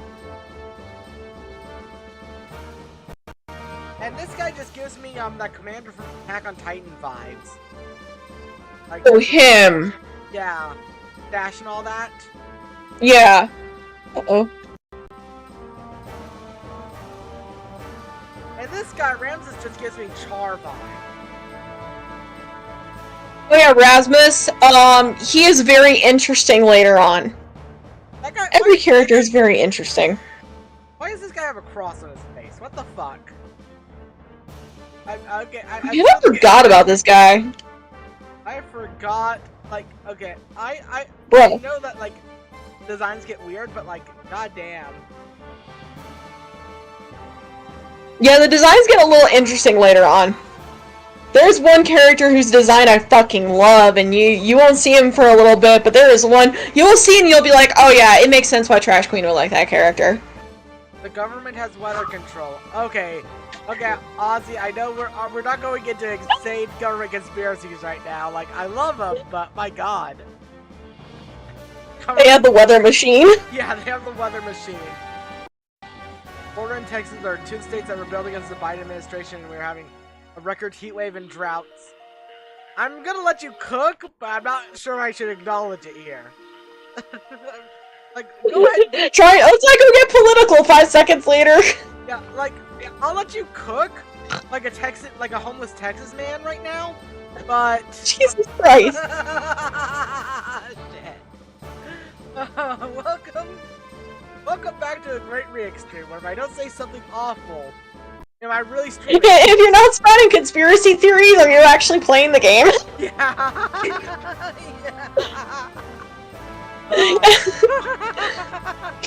No gamer words have been used yet, so we're fine still. We're fine still. You can say the conspiracy theory as long as no gamer words are used. I can't even say it. I was about to start a joke. That's like, no, I can't. Fuck. No. Oh, Tournament Arc. I'm a huge, like, okay. I'm a basic guy. When it comes to, like, action games, give me a Tournament Arc as long as it's not Dragon Quest 4s. Wait, Dragon Quest 4 is a bad tournament arc? Yes, remember, like, you know the lady and her 2 assistants that you play as? I never played Dragon Quest 4, so... Okay, you're lucky then. Dragon Quest 4 okay, Dragon Quest 4 is such a dichotomy there, actually. Because if Japanese fans love Dragon Quest 4, and Japan itself loves it, but it's so hated in the West that we didn't get Dragon Quest here again until like Q7. Like That's insane. What? Yeah, like we didn't get Dragon Quest 5 and 6 over here in the West because they didn't do so well. And also, they had to bring it back as Dragon Quest over here instead of Dragon Warrior. Interesting. Or tarnish the fucking name over here. And I could tell by the first arc when there's a tournament that relies purely on RNG. Wait, what? Are you shitting me? No, yeah, fuck that. I'm not shitting you. Like, in order to beat it, you have to do... It is literally RNG because the enemies are randomized. What were they thinking? So it's definitely one of those, what were they thinking? Yeah. Yeah, that's why, like, I just don't, really, like, I like tournament arcs. I'd say the worst tournament arc that I've done, just because there were, like, a shitload of fights, and a lot of them were not, like, super boom, boom, boom, boom, boom. It was Paper Mario: The Thousand Year Door. Like, it's not a bad tournament arc, but it's one of those where it was like, we didn't need 20 battles. We didn't need 20 battles. You guys could have done, like, 5, and no, they make you go through, like, 10 fucking battles just to go get to the top, and I'm like, Jesus. Yeah. Also, another thing I was gonna say, like, there was a game I was expecting to start with a tournament arc because of the character's backstory, but they don't ever go into it. Because in FF16, they say that Clive won a tournament to become the shield of Joshua. Actually, that is an interesting point. They never actually went over that. What? Yeah, they skip over that. Should have given us a tournament arc. Imagine, like, you know, having that actual tournament arc, and that's how you learn how to play as the Phoenix, you know? Yeah, like, honestly, that would have been, like, a lot better than just, like, the one fight that you have. Yeah, so, Dawn, it was a mix of the bad tournament arc and poor sales due to Dragon Quest IV. Because DQ3 is loved everywhere. DQ1 and DQ3 is so fucking good, from what I heard. Dragon Quest 3 is a game that I'm mixed on because I like it when you have an established party, and Dragon Quest 3 and 9 use a mercenary system. Okay, so it's kind of like 9. I actually really like Dragon Quest 9. I played a lot of that game, and the end game is fucking hard. But like, I really like the designs of 3 for the classes. But yeah, no, I understand that complaint because like, if it's done right, it's fine. But if done wrong, it's kind of shitty. Yeah, and DQ3, like, DQ3 was their first time ever doing it. To be completely fair. Yeah. But it still just kind of bugged me.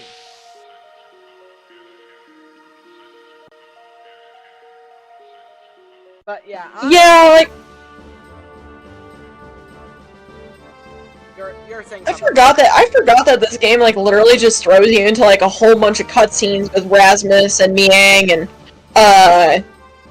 Sarkum. I forgot this part just throws you into a shitload of cutscenes. Oh, there she is. Oh, is this Margie? Yeah. Okay, she's kind of cute.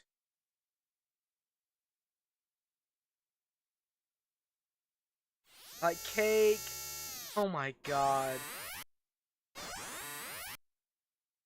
Oh.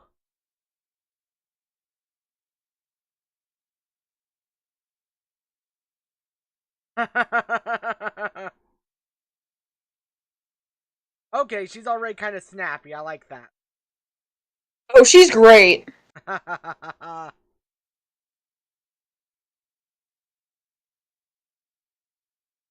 Oh my god. Okay, I also can tell this is a very Azeroth design, too. Yeah. Oh, she's super cute. Yeah.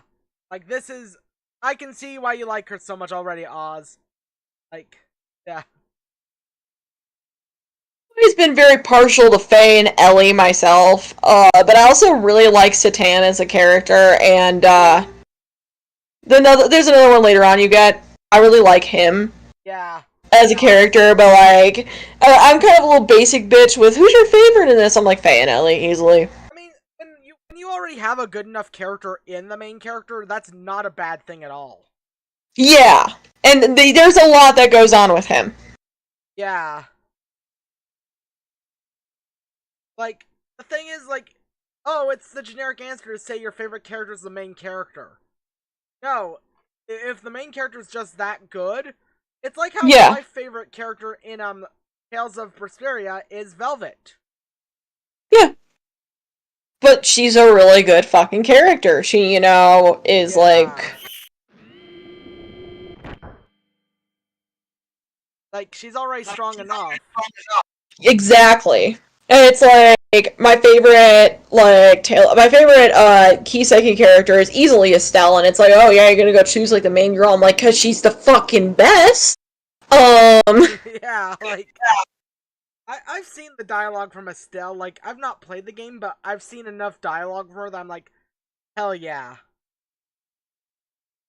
Like, here's the thing, is that people get mad over Estelle's dialogue because apparently it's a result of, like, Seed Games localizing it, but I'm like, at the same time, counterpoint. Estelle, like, literally beating the shit out of people with a stick is pretty based. It is, like, pretty much. Yeah, like, if someone's just goofy enough like that, it's fun. You know? Exactly. It's, like, my favorite character, I'll be honest, my Trails experience, my favorite girls right now are, the blue-haired girl, I forget her name, Laura, and Emma. Laura and Emma, yeah, that's usually people's favorite to go and start with. My favorite for talking Trails of Cold Steel is Sarah and Crow. Oh yeah, Sarah too. Sarah, I forgot. Sarah and Crow are probably my favorites, but I also really like Milliam a lot. I know with certain people are gonna be like, oh, they'll put you on a list. I'm like, I just think she's fucking funny, but go off, I guess, buddy. Like, literally, really. I just think she's silly. Yeah. I also really like Ren as a character from the Sky games, and she's also in Zero, and she's in the Trails of Cold Steel games as well. But like, she's one of those characters that she is like honestly one of the most developed characters I've ever fucking seen. Like, she just has so much meat to her, and it's like you can tell that the developers fucking like her a lot, and I understand because she's a very good noodle. Oh yeah, you're in Bloodavik now. Bloodavik. I just try to think of the name of, like, the gun in Fire Emblem Heroes. I just call it Bloodavik. It's actually Bloodavik, but I go Bloodavik. Oh. I didn't realize also, there's another character later on in this game that also, like, is another... They're a very good noodle. And I love their backstory. It's another girl character, but, like, they don't show up for a very long time. You're still very early on. Yeah. I'm, like... But, like, yeah, a lot of the times when it comes to best girls, like, I don't try to be variant, because sometimes a lot of the best girls are literally there right from the beginning. Like, my favorite girl in, 16... after mid is Jill. Like, Jill. Trying to get into Jill, honestly, and I'm just not feeling her. Like, honestly, like, I understand her purpose and why she's here with Clive and why she exists in the story, but I don't know, man, she does nothing for me. She's kind of like, it's like they were trying to make Tifa, and I don't know, man. I just don't feel the same sort of, like, love as I do with Tifa, obviously. Oh yeah, and that's another good example, Tifa. Tifa's, like, Tifa is, like, my favorite FF7. Actually, no, she's my second favorite. Yuffie exists. Yuffie is the best. Like, I love Tifa, but Yuffie, like, she just clicked with me when I was, like, 10 years old and hasn't stopped since. Yep. I love Yuffie. Like, first time I played Final Fantasy VII, like, I was very much a Tifa person, but I'm like, I kind of am more of a Yuffie gal these days.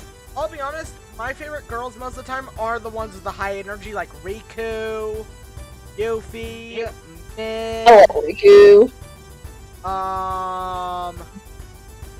Trying to think of... Because they're not boring, then. Yeah, also, Vanille. I loved Vanille in FF13. Oh, same. I love Vanille. Like... My favorite 13 character is Hope. I know that's a very spicy take. But I know he's like the hated character, but I'm like, I love Hope. He's my favorite. I mean, Hope is a good character, so I agree with you there. Like, Yeah. My favorite character in all of Final Fantasy comes from 13. Is it Snow? Yes. I like Snow. Snow's such a dumbass. Like, Snow's fucking stupid. Snow has the dumbass energy, but he's like got the heart of a hero. It's like yes. Dumbass energy. He just wants to be a hero. Yeah. Oh. Alright, where'd you go, Ho? You're not the Ho, I'm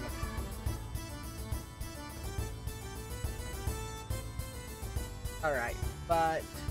Yeah, like, and it's... Also, when the girl has, like, just that like... You either have to be a very energetic, fun character for me to like, or you have to be, like, Muse from Cilia. Yeah, mine is the, I like characters with no brain cells. I like my woman absolutely stupid in RPGs. That's fair. At least the exception, because she kind of is like Tifa in a sense. I like my woman in RPGs fucking stupid. You like the, I don't... Are you allowed to say bimbo? Like...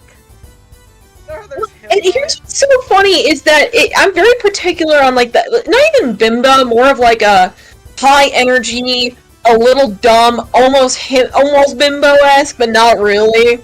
Yeah, apparently bimbo is like a bad word these days. I don't fucking know. I see people using the word bimbo, himbo, thembo-ification, whatever the fuck it is.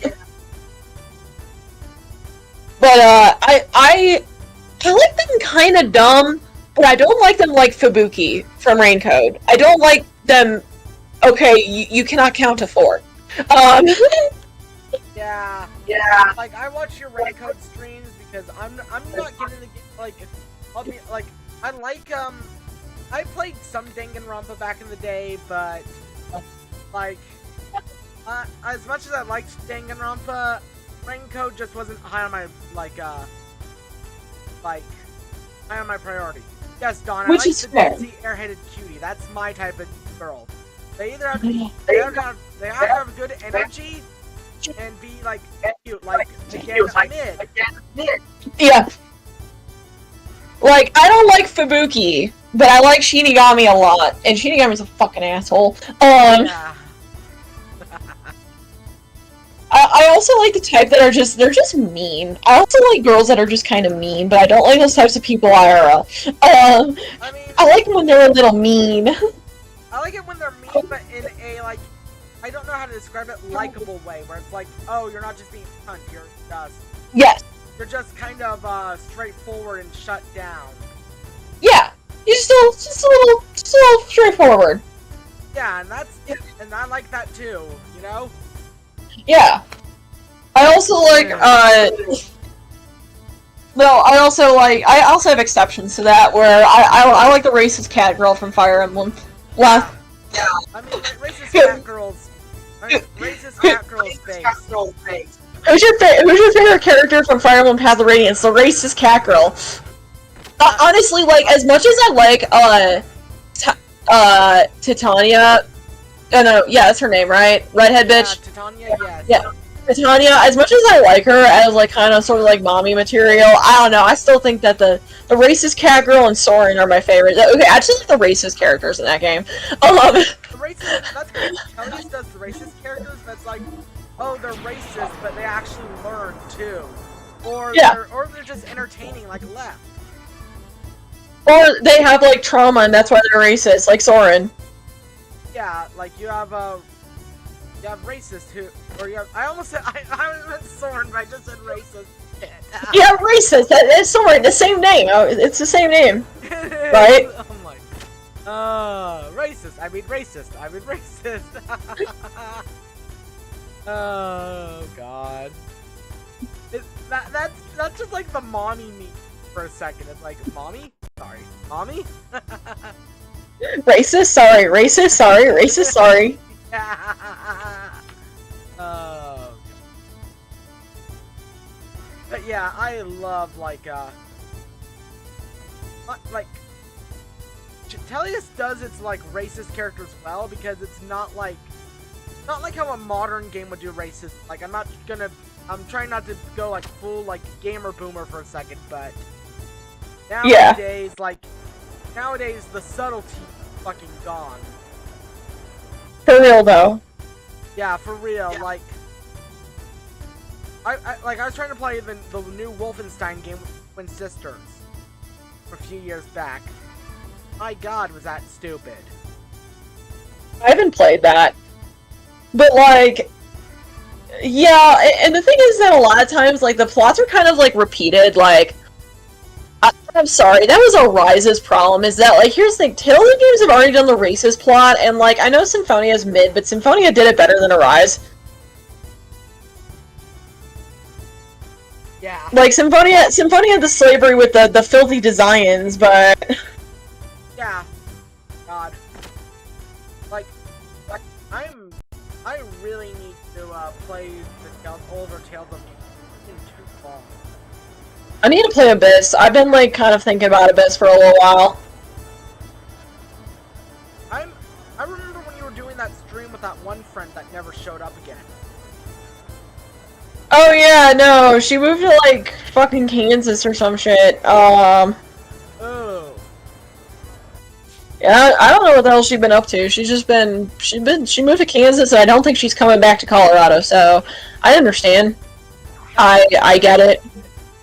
She also has family out there, to be fair, so... Oh, okay, so... Oh, the red numbers mean it goes up. Right. No, it means goes up. Okay, I always get confused, because I like to buy upgraded It's really dumb in this game. Red means it goes up, blue means it goes down. Yeah, see? I'll buy 2 of those. There we go. I'm a huge proponent of upgrading my armor any chance I get. Yeah, and it's pretty good. You always gotta go make sure you're prepared with this game, because, like, once you get to Disc 2, you're not gonna be grinding. There's 3 dungeons. Yeah. Sorry, I'm just... Okay, there we go. You're good. I'm just watching a cutscene. Yeah, you're, Oh, I forgot to equip his Iron Whip. Right. But yeah, I'm a huge armor upgrade guy. It's like in 16, I see a new armor piece I can get. I gotta grab it instantly. That's exactly what I did. I feel like Danganronpa writes itself into a corner, like, the need to make a bigger impact with each game result in turnout that was displayed by the author and also the fan base. Don't get me started on the fan base. V3, and I like the twist in V3, but I definitely understand that they kind of, like, feel like they need to, like, kind of top what they did the last time. Because the thing is, first Danganronpa game's really fucking good. The second Danganronpa game twist is like, oh wow, and it gets really dark with what happens with a certain character and the worship of that character. V3, like, has a twist you either love or hate. It's like Star Ocean 3. You either love this twist or you absolutely fucking hate it and think it's the dumbest thing ever, and you think the game is like the worst thing ever. Like, that's the thing, is that Star Ocean 3, like, it suffers from that syndrome. It's like, it's a good game. I fucking love V3. But yeah, the fan base is bad, and I'm just not in the mood to deal with Raincoat fans either. God, I saw what happened. I saw the Raincoat stuff, a little while ago. Yep. And I was just like, oh, please, don't let the Terminally Online get that fucking game. Oh, too late for that one, dude. Yeah, no. Okay, so apparently, yeah, it's wrong to ship Shinigami with the main dude, but it's okay to ship him with, like, this other character that's, like, a person in power. Like, he basically has a power dynamic over him, kind of, for lack of a better word, but apparently that's okay because they're both short men. Yeah. Oh, shit. Did I just get a stats effect or something, or am I just getting fucked up for no reason? You lost a little weight. Yeah, I also, drank some beer, so I'm getting drunk right now. Yeah, that's why you're moving around a little bit. I love drunk mechanics in games. No, that's Star Ocean 5. Don't play Star Ocean 5. Nobody likes Star Ocean 5. Nobody likes Star Ocean 5. If you like Star Ocean 5, you're wrong. You're braidless. I need to play it just to see how awful it is, but I don't want to spend the money to play it. I need someone to, like, pay gift me Star Ocean 5, like... I will give you my collector's edition. You just gotta scan the dude, interest. are you serious? Are you shitting me, dude? Is it really that bad? Yes! And this was a game that nearly killed the fucking franchise. Oh my god, I need to... Is it, like... Okay, so... how is it bad? Is it bad in terms of battle system, in terms of story, in terms of characters, in terms of dungeons? Like, what are we talking about that's bad here? Like, because everyone says it's, like, the worst game ever, but, like... I don't know what makes it bad. Like, is it gonna be, like, a Last of Us 2 situation where I, like, want to go and, like, fucking break the disc because of how fucking bad the story is? Okay, the story is meh, but the characters are not that good. Like, the gameplay is chaotic bullshit because, it's an 8-character party system. Oh no, so it's like Xenoblade! Yeah. Except Xenoblade does it right! Xenoblade does it right. Like, you played a Star... And also, you were a Star Ocean 3 fan, right? Yeah.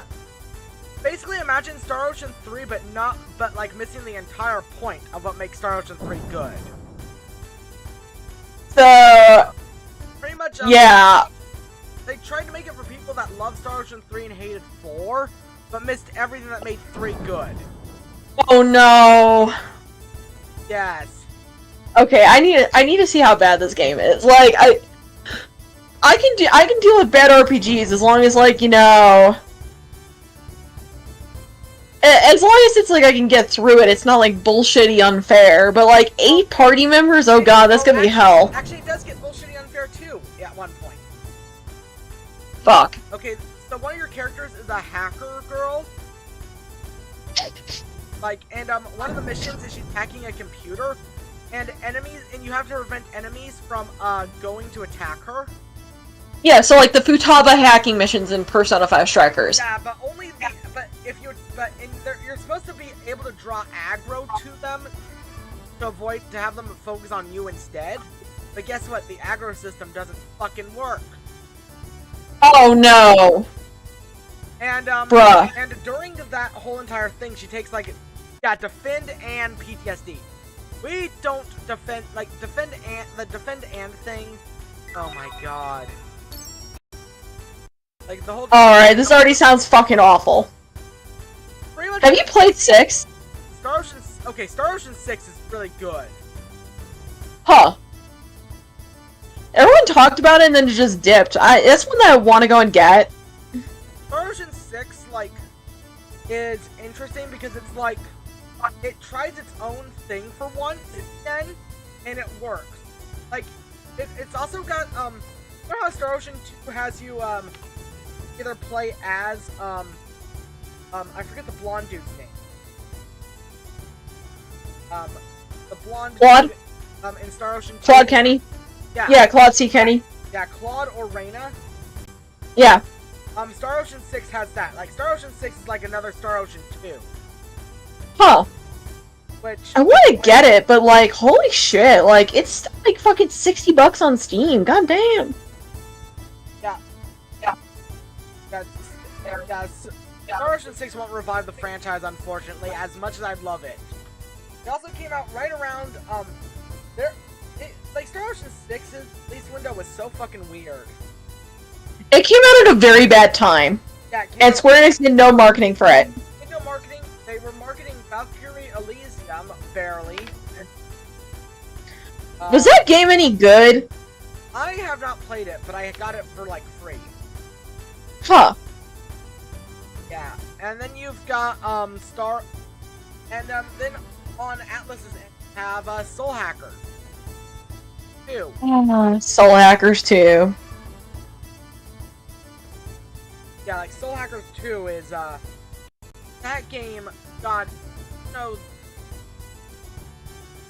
like, Soul Hackers 2, like, did you ever play it, or do you just hear about it? No, but I know about it. Okay, I played it for a bit, and I've dropped it, and I still haven't come back to it because there was a patch they had to add, because I want to know something that was stupid with that game. What? You had to unlock the ability to dash in dungeons. And you What? didn't unlock it until late game originally. But they patched it in as a new automatic unlock in the Oh my god. in like the second patch for the game. Because people complained about that so fucking much. So now it's a normal thing. But imagine playing these long, slow dungeons with no ability to dash. Yeah, I would go crazy. Yeah, and having to hear the dialogue, which sounds like... And I'm not the biggest... I'm not against silly dialogue, but there's a limit. That makes sense. Yeah, it's like, it's written, like, really corny, and it's, like, you know, obviously not gonna age well. Yeah. Yeah, but, like, exactly. Okay, Argo, The Last of Us 2, I'm not gonna get into that. I can get into that, but at the same time, it's like, I can't get into it, like, for 25 hours.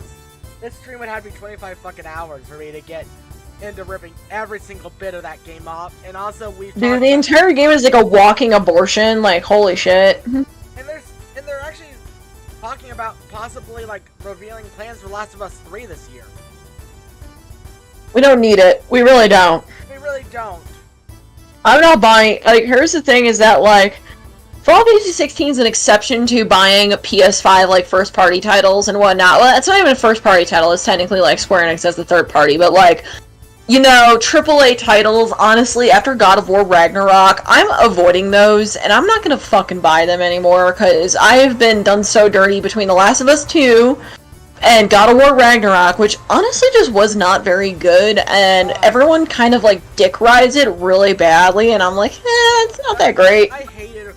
Like, okay, I got Ragnarok for a bit, like, I used, like, my other PSN account to play it, because, like, with games I'm on the fence about, I have a second PSN account for playing those on, so that they don't appear in my trophy.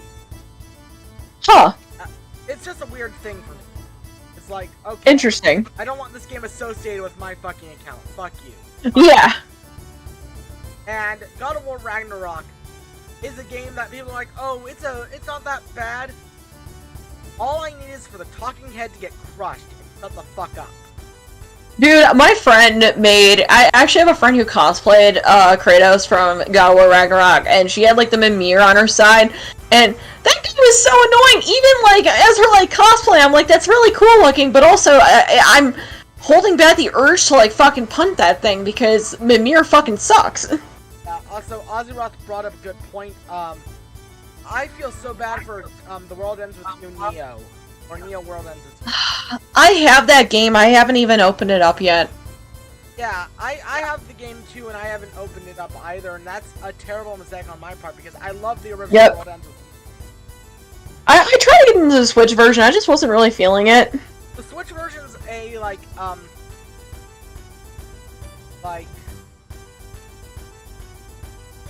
the Switch version was more was like the mobile version, which is weird. Yeah. World Ends With You, the original was definitely made for a two-screen system. Exactly. Does the name you choose here matter? I don't think so. I think I just chose what I thought was best. Let me check. You're the Dragon Slaying Slacker, yep. Signed up for the tournament. But yeah, like... Yeah, Dragon... Oh, you were saying you cut out there. Oh, they're playing fucking Puyo Puyo. Sorry, I thought I accidentally opened up, like, Puyo Puyo or something, but I'm like, no, she's actually playing that on her, like, computer. Okay, that makes sense. Yeah, you could be the Dragon Slaying Slacker.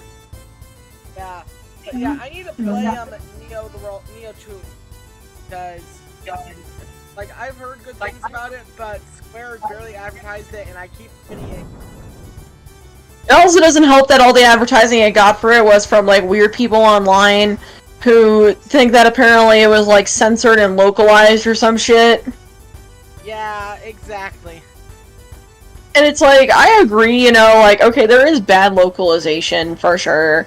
There are times when games do this shit, and you're like, okay, that is definitely localization. That is not in the script. Like, for example, in Raincoat, when they saw the imposter among us.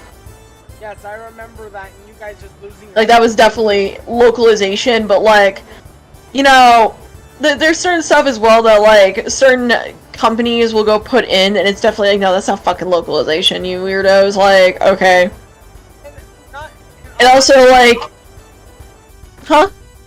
And, like, yeah, it's like, it's not localization, it's just a piece of dialogue they had in, like, the Ringo's whole thing with that one boss, where Blackers 2, where she, like, talks in rap. Yeah. That's because the boss talks in rap. Yeah, and, like, The World Ends With You was honestly, like, doing that cringe-ass dialogue, you know, back in the first game when they started talking about memes. Yeah, but it works there, too. Yeah. Also, Dawn, it's funny you bring up, Balin Wonderworld, because one of my friends that I've known, like, one of my other friends, he's trying to 100% that game. Psychopath. Why? Oh, my friend, one of my friends, I'll just call him Al. Al. Like, yeah, he loves to, play purposely shitty games and 100% them. Why? I don't know. Why would you do that? Like, the fuck's wrong with you? Like, a month ago, he just 100%ed, Mighty Number 9. I would simply kill myself. Yeah. I would simply kill myself. Dude, I would just kill myself. In Fortnite, actually, I need to go make sure I go and say that, because, you get... I'm surprised I didn't get in trouble for saying that all the time when I was playing Breath of Fire 2, because I'm like, damn, dude, this game makes me want to fucking die. Yeah, exactly. Like, exactly. I am... But, also, yeah, we have a conversation, like, I miss old Naughty Dog, like, I'm reading the comments. Like, Dude, we need to get Trash King, all of us, to go talk about how much we miss fucking old Naughty Dog, because he's the one that's got the soft spot for that. Oh, she's so cute! Sorry. Oh, no, it's all good. Okay, yeah, I know.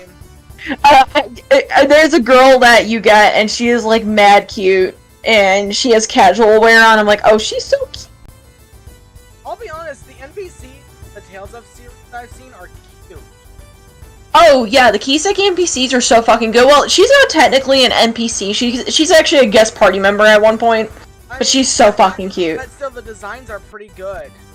Yeah. Oh, the designs, like, fucking slap. Yeah, and as for what kind of twisted company I keep, Argo, sometimes even I don't fucking know. None of us know. I just know psychos. You know, weird people, they're just built different. Yeah.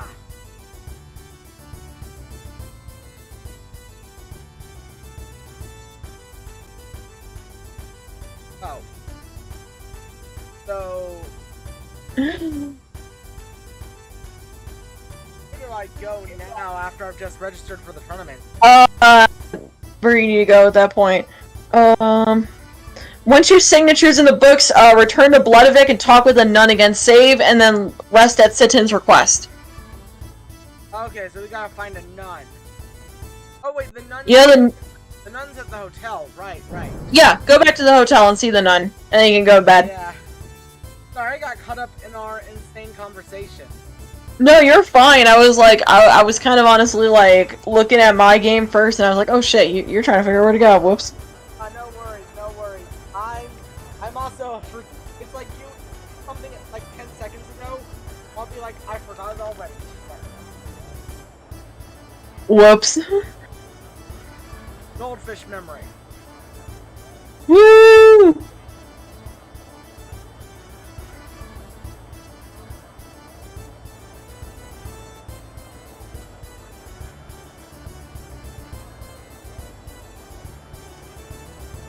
But yeah, one of these like, days, I need to get, oh yeah, you guys, when you get the end game of, FF16, invite me on, please. He's fighting Odin right now. I know he's fighting Odin right now, because I opened up his video, and I saw just a big giant foot. I was like, yeah. Nice. Yeah, I was like, well, where is he at? And yeah, I'm trying not to go and see that fight. Honestly, I wasn't paying attention when I was sitting in there fucking playing Trails the last time he was fighting. The first time he fights Barnabas. Or second time, actually. Alright, gives you the victory screen for getting Clyde's ass handed to him. Yeah, dude, Jesus Christ. Like, holy crap. Like, and like, okay, like, that scene with him and Jill, like, it's very tastefully well done, but I was kind of expecting them to have sex, and I was a little disappointed. They didn't actually show that. It's like, bro, it's an M-rated game. Like, Baldur's Gate's over here, you know, showing, like, orcs fucking pounding each other the second you walk in. Like, I'm pretty sure you could have shown them, like, having sex. Like, it's not a bad thing. If Baldur's Gate 3 can show a dwarf getting a sloppy toppy from a fucking... like, that should be... it should be allowed in FF16. That's exactly how I feel on it. Like... let Jill give the sloppy toppy.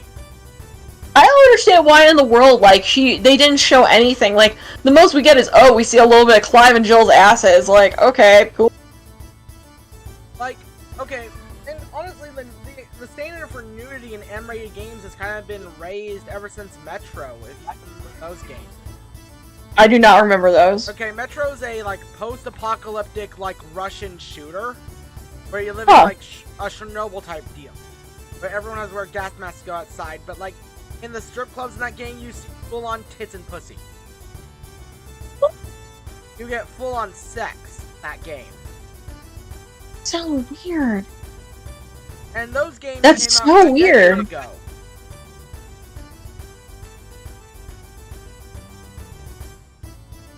That's super odd, because, like, you know, yeah, at this point, it's like, they could easily show that. Exactly. Like, I also get that, like, although I also get it from another end, because, the Metro games came out, before streaming was as big as it was, too. Yeah. Nowadays, we have streamers all over the place that want to play the big games. And if you show a titty in a big game, you can't really stream it. It's crazy, like, how it's been so watered down. Like, I just think that, you know, they should, like, an M-rated game should be allowed to go and show that stuff. Like, you know, streamers be damned. If you can't fucking show it, like, oh well, sucks be you. Yeah, and a thing with them, like, another thing with streamers, like, if you're, like, you know how Twitch allows you to, like make your category 18+ now? Yeah. They should allow us to play games with nudity on Twitch. Exactly. You know what? I've talked about this game a lot, but Fear and Hunger. Oh yeah, I heard that one's really good. How much do you like, unfair bullshit at the start, but once you get your bearings, you're kind of a god? Yes. It's like, hey, I don't mind that. Like, okay, you lost against a guard, and you forgot to cut off his dick. Now you're getting butt-fucked as your game over. I'm not even kidding. Like, literally, if you forget to cut off a guard's dick and they KO you, you get a scene of them butt-fucking you, and you get the Oh my god! That's insane! Yes. And also, speaking of that, in, Fear and Hunger 2, actually in Fear and Hunger in general, there's, like, phobias that characters have to deal with that reduces their rates and stuff. I feel like I heard about this game. I've not shut up about it in the last, like, forever. It's been my brain. I feel like, I think some YouTuber talked about it, and people were talking about it. He was, like, trying to make up some weird, like, discourse, and people called him out on it. Yes. God. Don't go to the Fear and Hunger Discord at all, ever. Is it bad? Right now, for this game that features literal, like, monsters, like, force fucking you, as I can safely say it on YouTube. Okay. That if you get a game over, They now are like, let's avoid sensitive topics that minors might see in our Discord for an 18+ Discord. For an 18+ game. Yes. Bruh. Like, my god, we don't... Like, this is a game where if you're caught by a harvest man, the guy literally, like, starts digging out your guts through your asshole. I'm just like, my god. Bruh. I just like how it's like, oh no, it's an M-rated game, therefore I need to, like, fucking complain. That's so dumb. Oh god, I just got someone on my stream, on my SMT, on my that's like said, Persona's not a spin-off of SMT. Yes, it fucking is. Yeah, it is.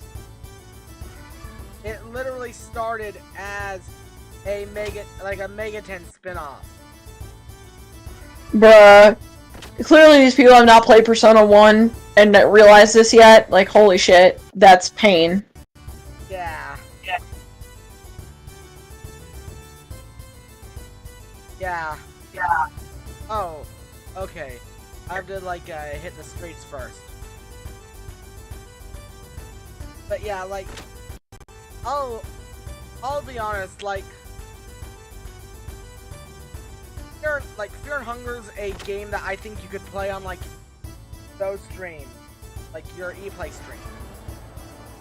I mean, probably. I mean, it's kind of in the same vein, like, it's kind of like if Maggot Baits was an RPG. Oh no.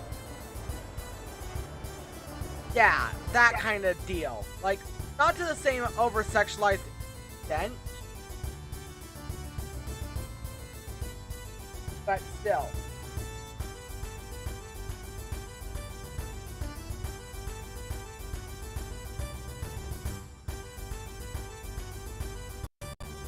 But like, yeah, Fear and Hunger, yeah.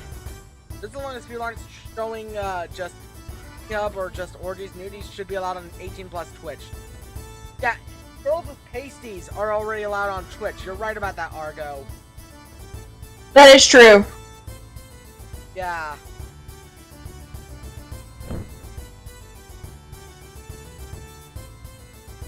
Like, honestly, like, if you're allowed to, like, if you're allowed to wear stuff like that or do hot tub streams, game content would be a lot laxer for 18+ streams. Yep, that's exactly my problem. Like, as long as you're not showing, like, as long as you're not showing, like, something too grotesque, like, I don't think Maggot Bait should ever be allowed on Twitch. That game is simple.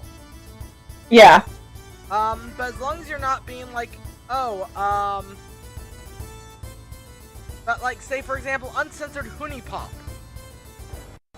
Oh yeah. Uncensored Hoonie Pop, because that's tame as fuck. Honey Pop is very tame, honestly. Like, it's the literal, like, it's like the literal, like, you know, baby's first, like, porno game. Right? And that's not saying it's a bad thing by any means. Oh shit. Oh, something happened in your game? I accidentally gave the wrong car a warning sticker. I'm playing fucking Traffic Cop right now. So I have this support request where I need to go and check out cars. Yeah.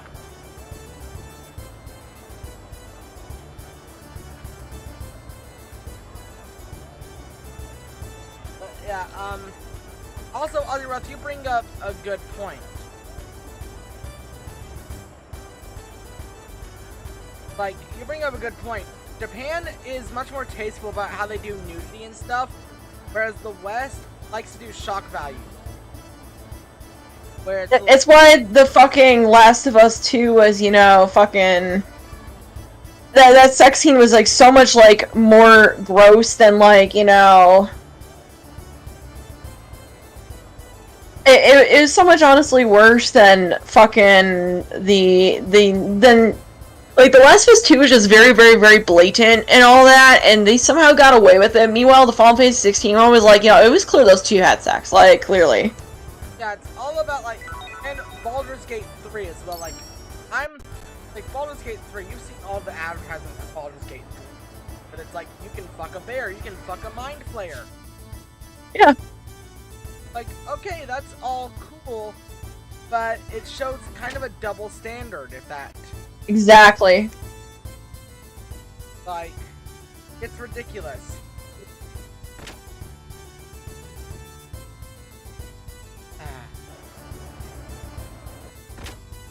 But yeah, oh, shit, another character scene.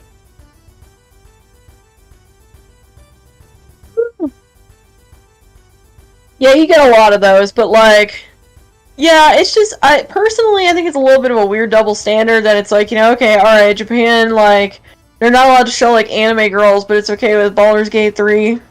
Okay with Baldur's Gate 3 to show, like, again, like, the thing giving a, dwarf a blowjob. Face fuck. It's like, okay, I have nothing against that, I just hate the double standard of it. Exactly! And it's like... You would be surprised, Dawn. So many, like, I've seen a lot of monster fuckers appear as of late.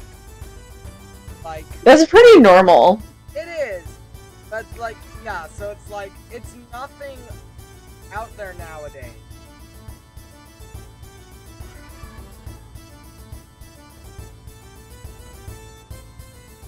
Alright.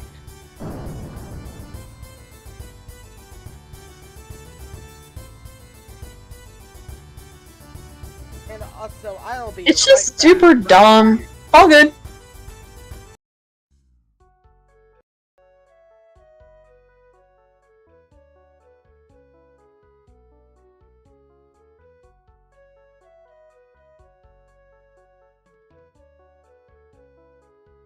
Don't worry.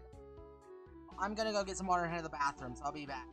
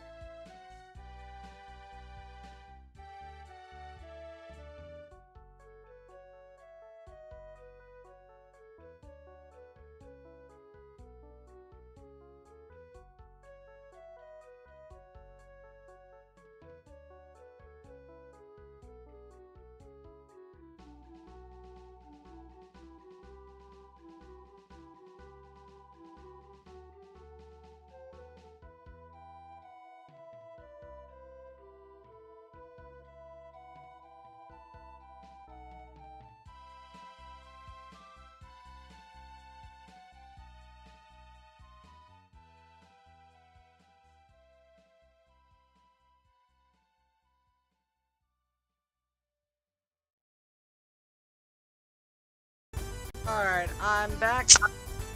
Alright. Yay! I just had to go and tell Togami to not sit on the laptop. Fair enough. He's here now. Fair enough. I'm just reading up on the chat. Like, there's... Yeah, Senran Kagura can't really exist anymore because it'd get censored to hell and back in the West. Yeah, it still was censored originally. If you actually go and play it, like, when you strip the girls, they have like the little like the white blobs to censor them. I mean, yeah, but at least they were still able to come over here. Nowadays, with our like fucking like censorship happy asses, that's not really possible. Right? Yeah.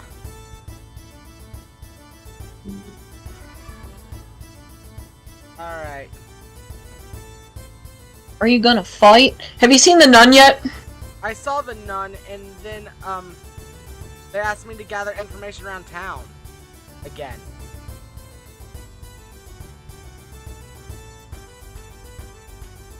Like, I'm already, like, they already asked me if I entered the tournament and everything. Okay.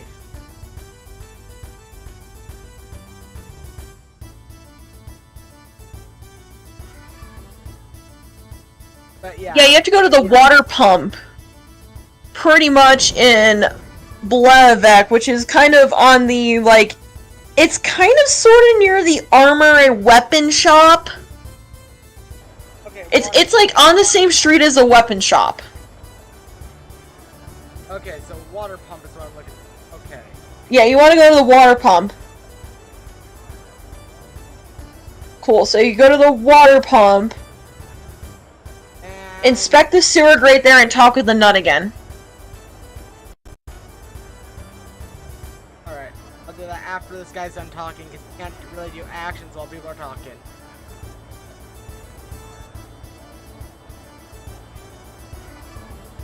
Then inspect the sewer grate, you said? Yeah, inspect that sewer grate in front of the pump. Oh, in front of the pump. Okay, I was looking. Yeah. I remember, this is like really finicky. I'm just pressing extra until I get it. Yeah. Good old PS1 jank. You know how that is. Yeah, it says inspect the sewer pump, inspect the sewer grate, and then talk with the nun again. Yeah. Oh, the guy in charge of the other guy in charge of the water down there. Okay.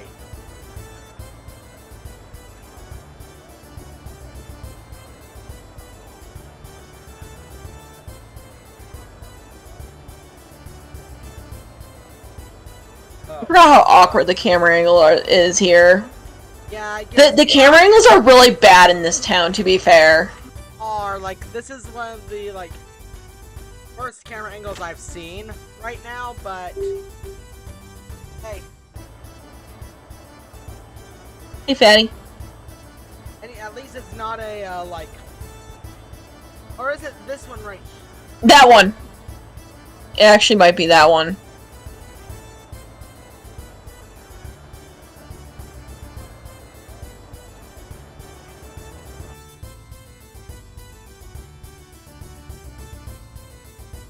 What are you doing? Oh, you're looking at my hand? Got the cat right now? Yeah, he's put my hand in front of him and he's like, yeah. Togami, not the other one. She. Yeah.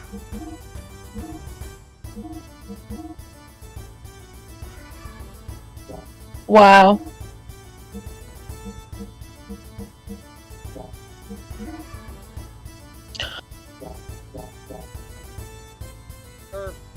Not what I need right now. I don't need any of that stuff.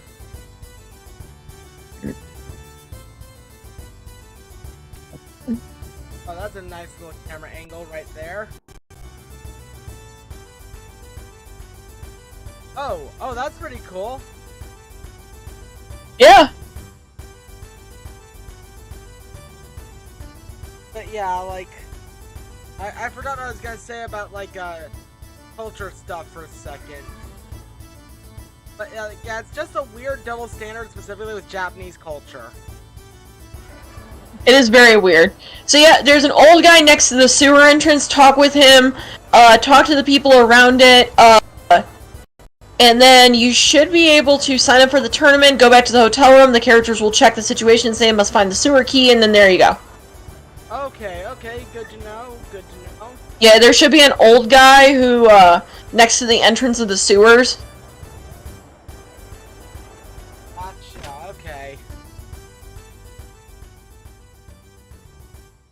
Oh, old dude again, okay.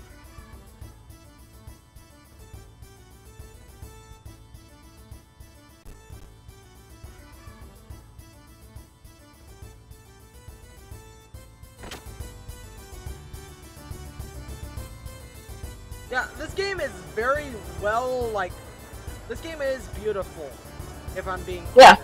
Like, oh, yeah. Cool. oh, that old dude. Yep. Okay. Oh, yeah. Yeah, it's a little hard to see. Yeah.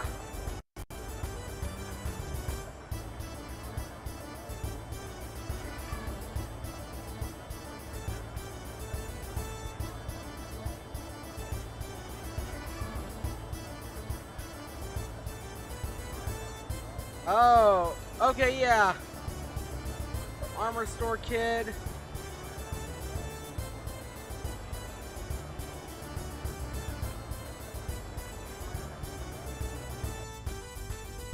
Oh, that's leaving the town. Whoops. Yep, talk to the old man next to the sewer grate, examine the sewer grate next to the old man, talk to the hide-and-seek kid until he talks about how he fell in the sewers and mentions an old man having the key. Who is the hide-and-seek? Hide-and-seek kid. Oh. There should be a kid running around here playing hide-and-go-seek. Oh, okay. Oh, come on.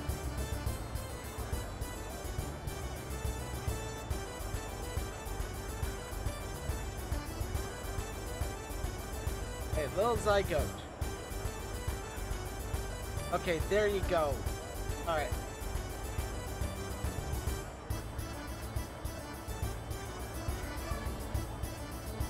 There was a kid I saw earlier hiding in one of the hiding, but if they're not that kid, then god damn it.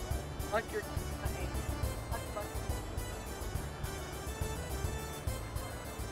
I don't like about this game. If there's one thing I don't like, it's the camera angles.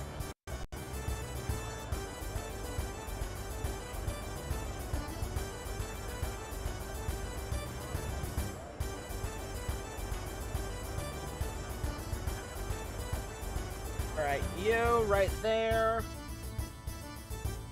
Gear shop again. I don't need the gear shop.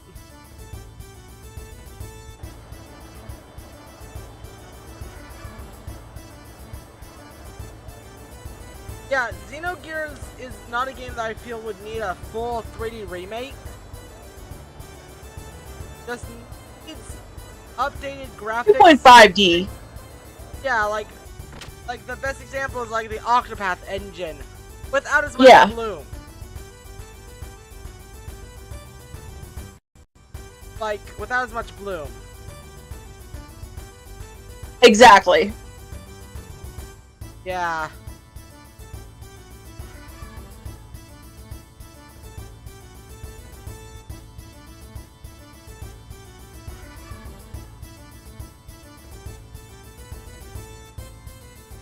Yeah, okay. Yeah, FF Tactics, god. FF Tactics angles are heinously heinous. So when you have to go to the sewer and examine it from the back, because apparently the old man talks about, you know, oh no good, some kid fell in. Yeah, no, that was what they already talked about. I already got that. Okay, good. Okay, you got that?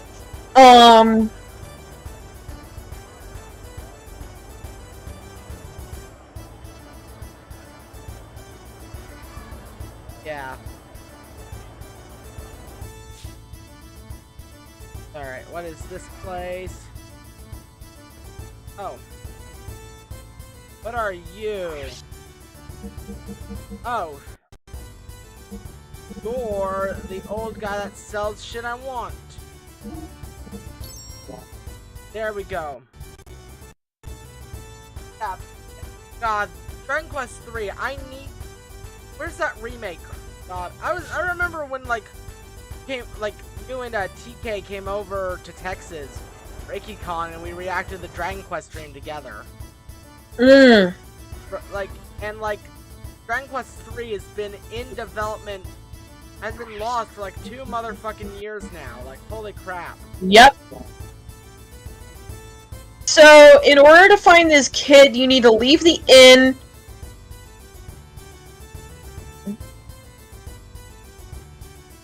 Alright. Okay, you know that weird fucking set of stairs where the camera angles just went to fuck shit? Yeah? Yep. You have to go back there and just go up those stairs. Okay.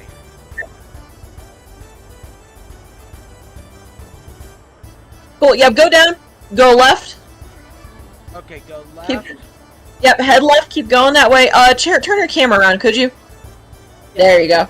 Perfect. Alright, keep going. Keep going. Keep going. Shit. Okay, that takes you out of the city.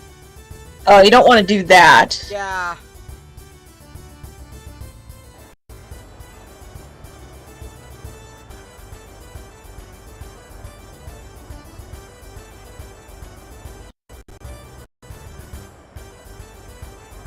Oh wait, that was a bit.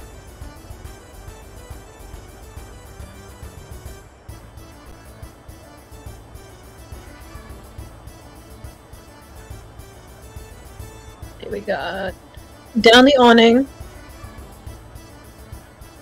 Okay, so down that green awning is where the little entrance is. Cool, go down. There you go. Oh, like No, it's like a little, like, kind of dark, it's a little dark alleyway. Keep going through the bazaar, see that little entrance right there? Yep, go through that. It's a little fucky, but just do it, and now turn your camera around and talk to that kid. Jesus Christ. No, you don't want to. No, go back to, I don't think you spoke to the nun after the first time. Oh, you know, there's the information. Yeah, okay.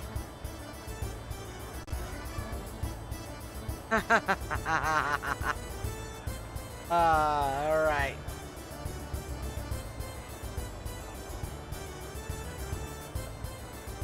This part's kind of annoying. Alright, yeah.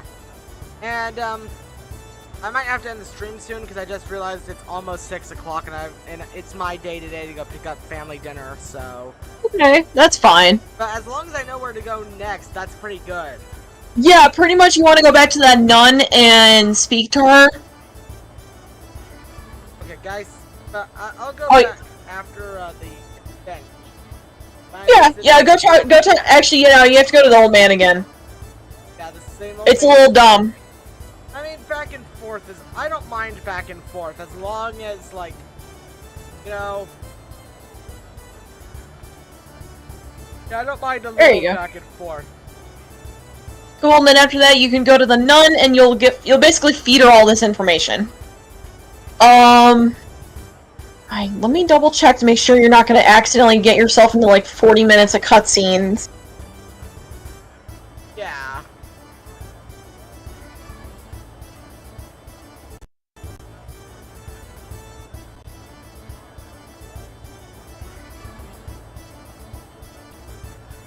Okay, when Satan tells you to rest, when it's time for you to rest, say rescue Margie. Okay.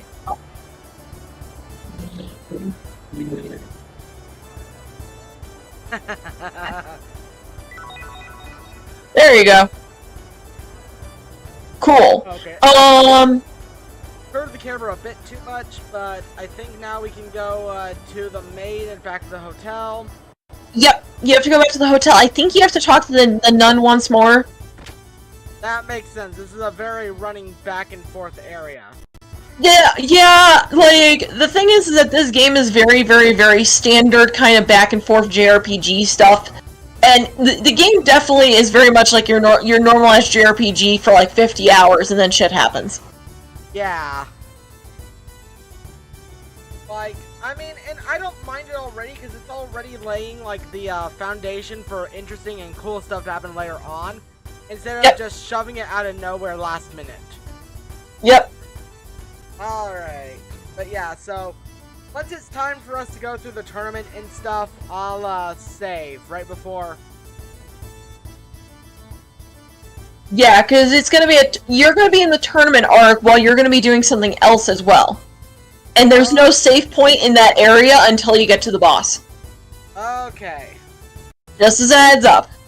Thank you. So we'll do the rescue tomorrow, like on because I don't like. I'm remembering my schedule for the next streams because tomorrow's Megami Tensei 1. Yeah. And then Wild Arms on Friday and Vistaria next Saturday. Okay. I won't be back to this game until Sunday? like today's Saturday, so I won't be back until the 25th. Dang. Yeah, we've got like 2 weeks before I go back to this game. Okay. Yeah. Because my before I go back to this game because I have a rotation. Yeah, you're like us, where like we have like 4 things, but we got that rotation going on. Except our rotation right now, that like 80% of it is being eaten by rain code. Yeah, rain code and Pikmin. Yep. Oh, Pikmin, I want to go and get another stream in. I want to go and start getting more streams in on that once we finish rain code. Because Pikmin 3 and 4 are going to be co-opted by Trash King and I. So we'll be working on that. Yeah, that's fair though. Okay. There we go. Well, hopefully this doesn't throw you into the tournament. Okay, good. Cool. So you have all that information.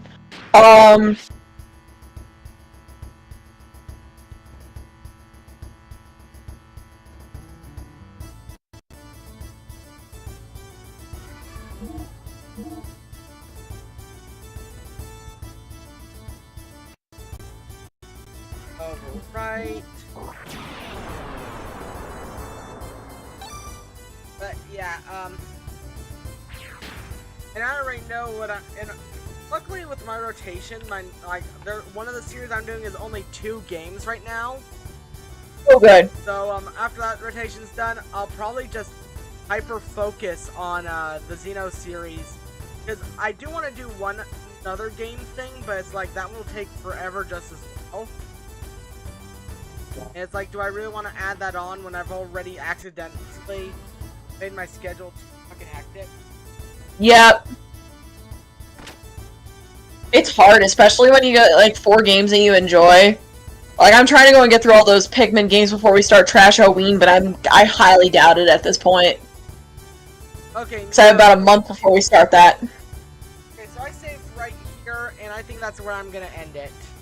Cool. Alright, so those of you that are watching, thank you for coming by. Bye!